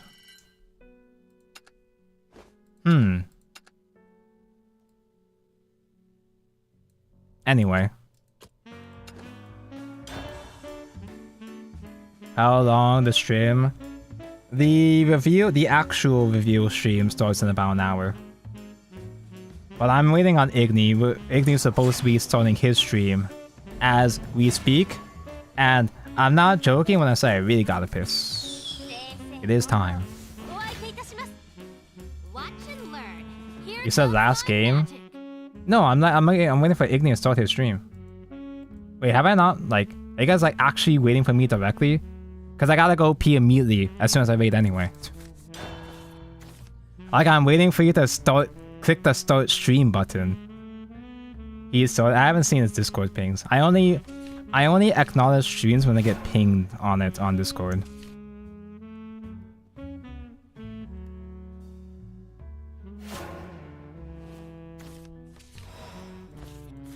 If he's already started his stream, then that's his fault for not sending the ping yet. He's not being a responsible content creator with the notifications. Okay, it's Rune. It's another Rune matchup, so we technically could maybe win this, maybe. It might be Mysterio. It might be just regular ass Bubbles. Who knows? Ooh. Oh no, I don't have enough board. What do? I'll just play tempo. Fuck it. I don't care anymore.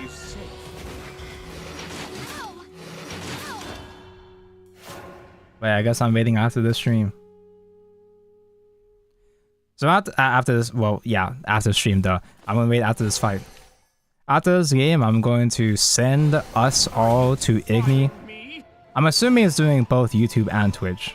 So... Fuck it, let's just come already. Wow. Holy magic is safe. Gaze into the Gaze? Doesn't have notifications turned on Twitch/YouTube. Twitch notifications don't work anyway. And I don't have anything on YouTube because I never used a Search Batanka YouTube on my own time. It's strictly business only. So I don't have any notifications or a lot of subs on my my business YouTube. Time for a cleansing burst of flame. Burn to cinder. Are you defying me? I try not to interact with my YouTube. I try not to interact with my Search Batanka YouTube channel as much as I try to use it as little as possible. Because I don't want to fuck up the algorithm too hard for when I do show YouTube on stream. Let me share my wisdom. Although I'm pretty sure my algo is messed up because I'm pretty sure I have a bunch of blue archive on my feed anyway. Old gray is hot. You remember when we thought gray was tan? I'll put you to the test. Rhea was like the hottest character ever. Because I thought she was sexy tan dragon girl. Hysteria. But no, she's just sexy dragon girl in general. When I first started the game, I thought Rhea was the hottest character ever. I'll burn it all to ash. But then over time I learned. Time for a Over time I cleansing realized flame. Anne is actually hotter. I mean, both are great, obviously, but So it was you, after all. eventually I learned that actually Rhea is nice and all, but Anne is a fucking freak.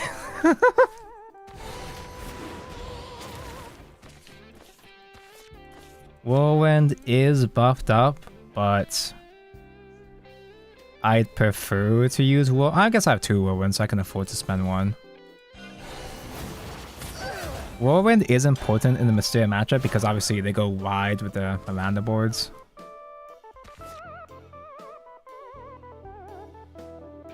I wasn't there to witness that debate. There's not really a debate. It's more like a if you know, you know. If you've seen the clips or if you watch the Manaria Friends anime, then you know. And it's cute because a bunch of Manaria clips have been going viral on Twitter. Because a bunch of the Yuri, several Yuri accounts just randomly start posting Manaria Friends. It took 7 years and finally people are starting to kind of maybe sort of watch this anime. See what I'm made of. Oh dear, here we go. You know, I say Whirlwinds help Clue's boards, but it's actually not enough by itself right now. With only 1 stack. I mean, Nova Flare clears. There's still this thing though. Although I can ignore, I can afford to ignore 1 thing.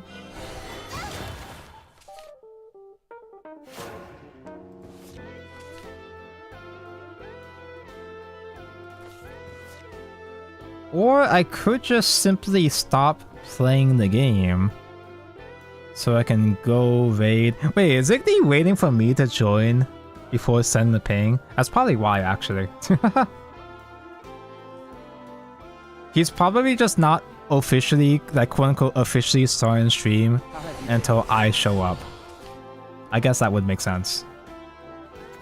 Take your seats, boys and girls. But I'm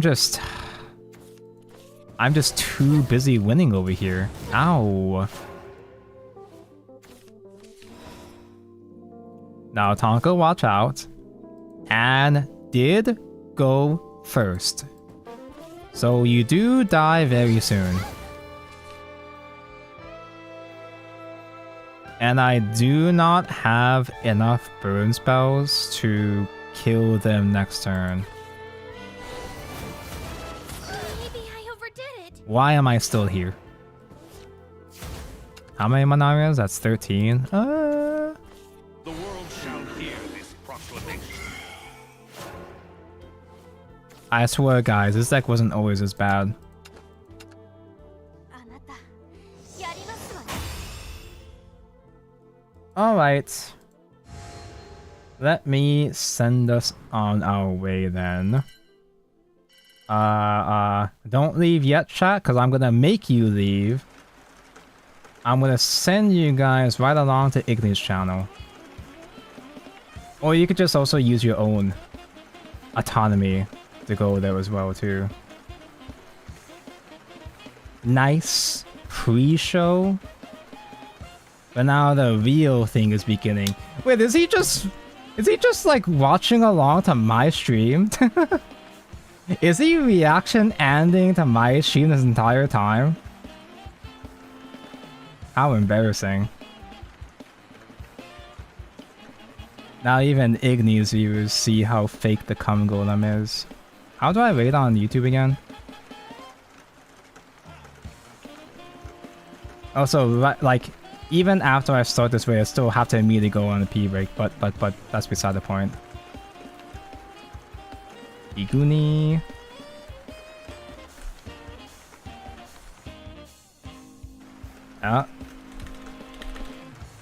I just spelled Igni wrong. There we go. Twitch rate is going. YouTube rate is going. Okay, I'll see you guys in just moments. It's finally time. We finally get to see real, actual, real news in very soon. Okay.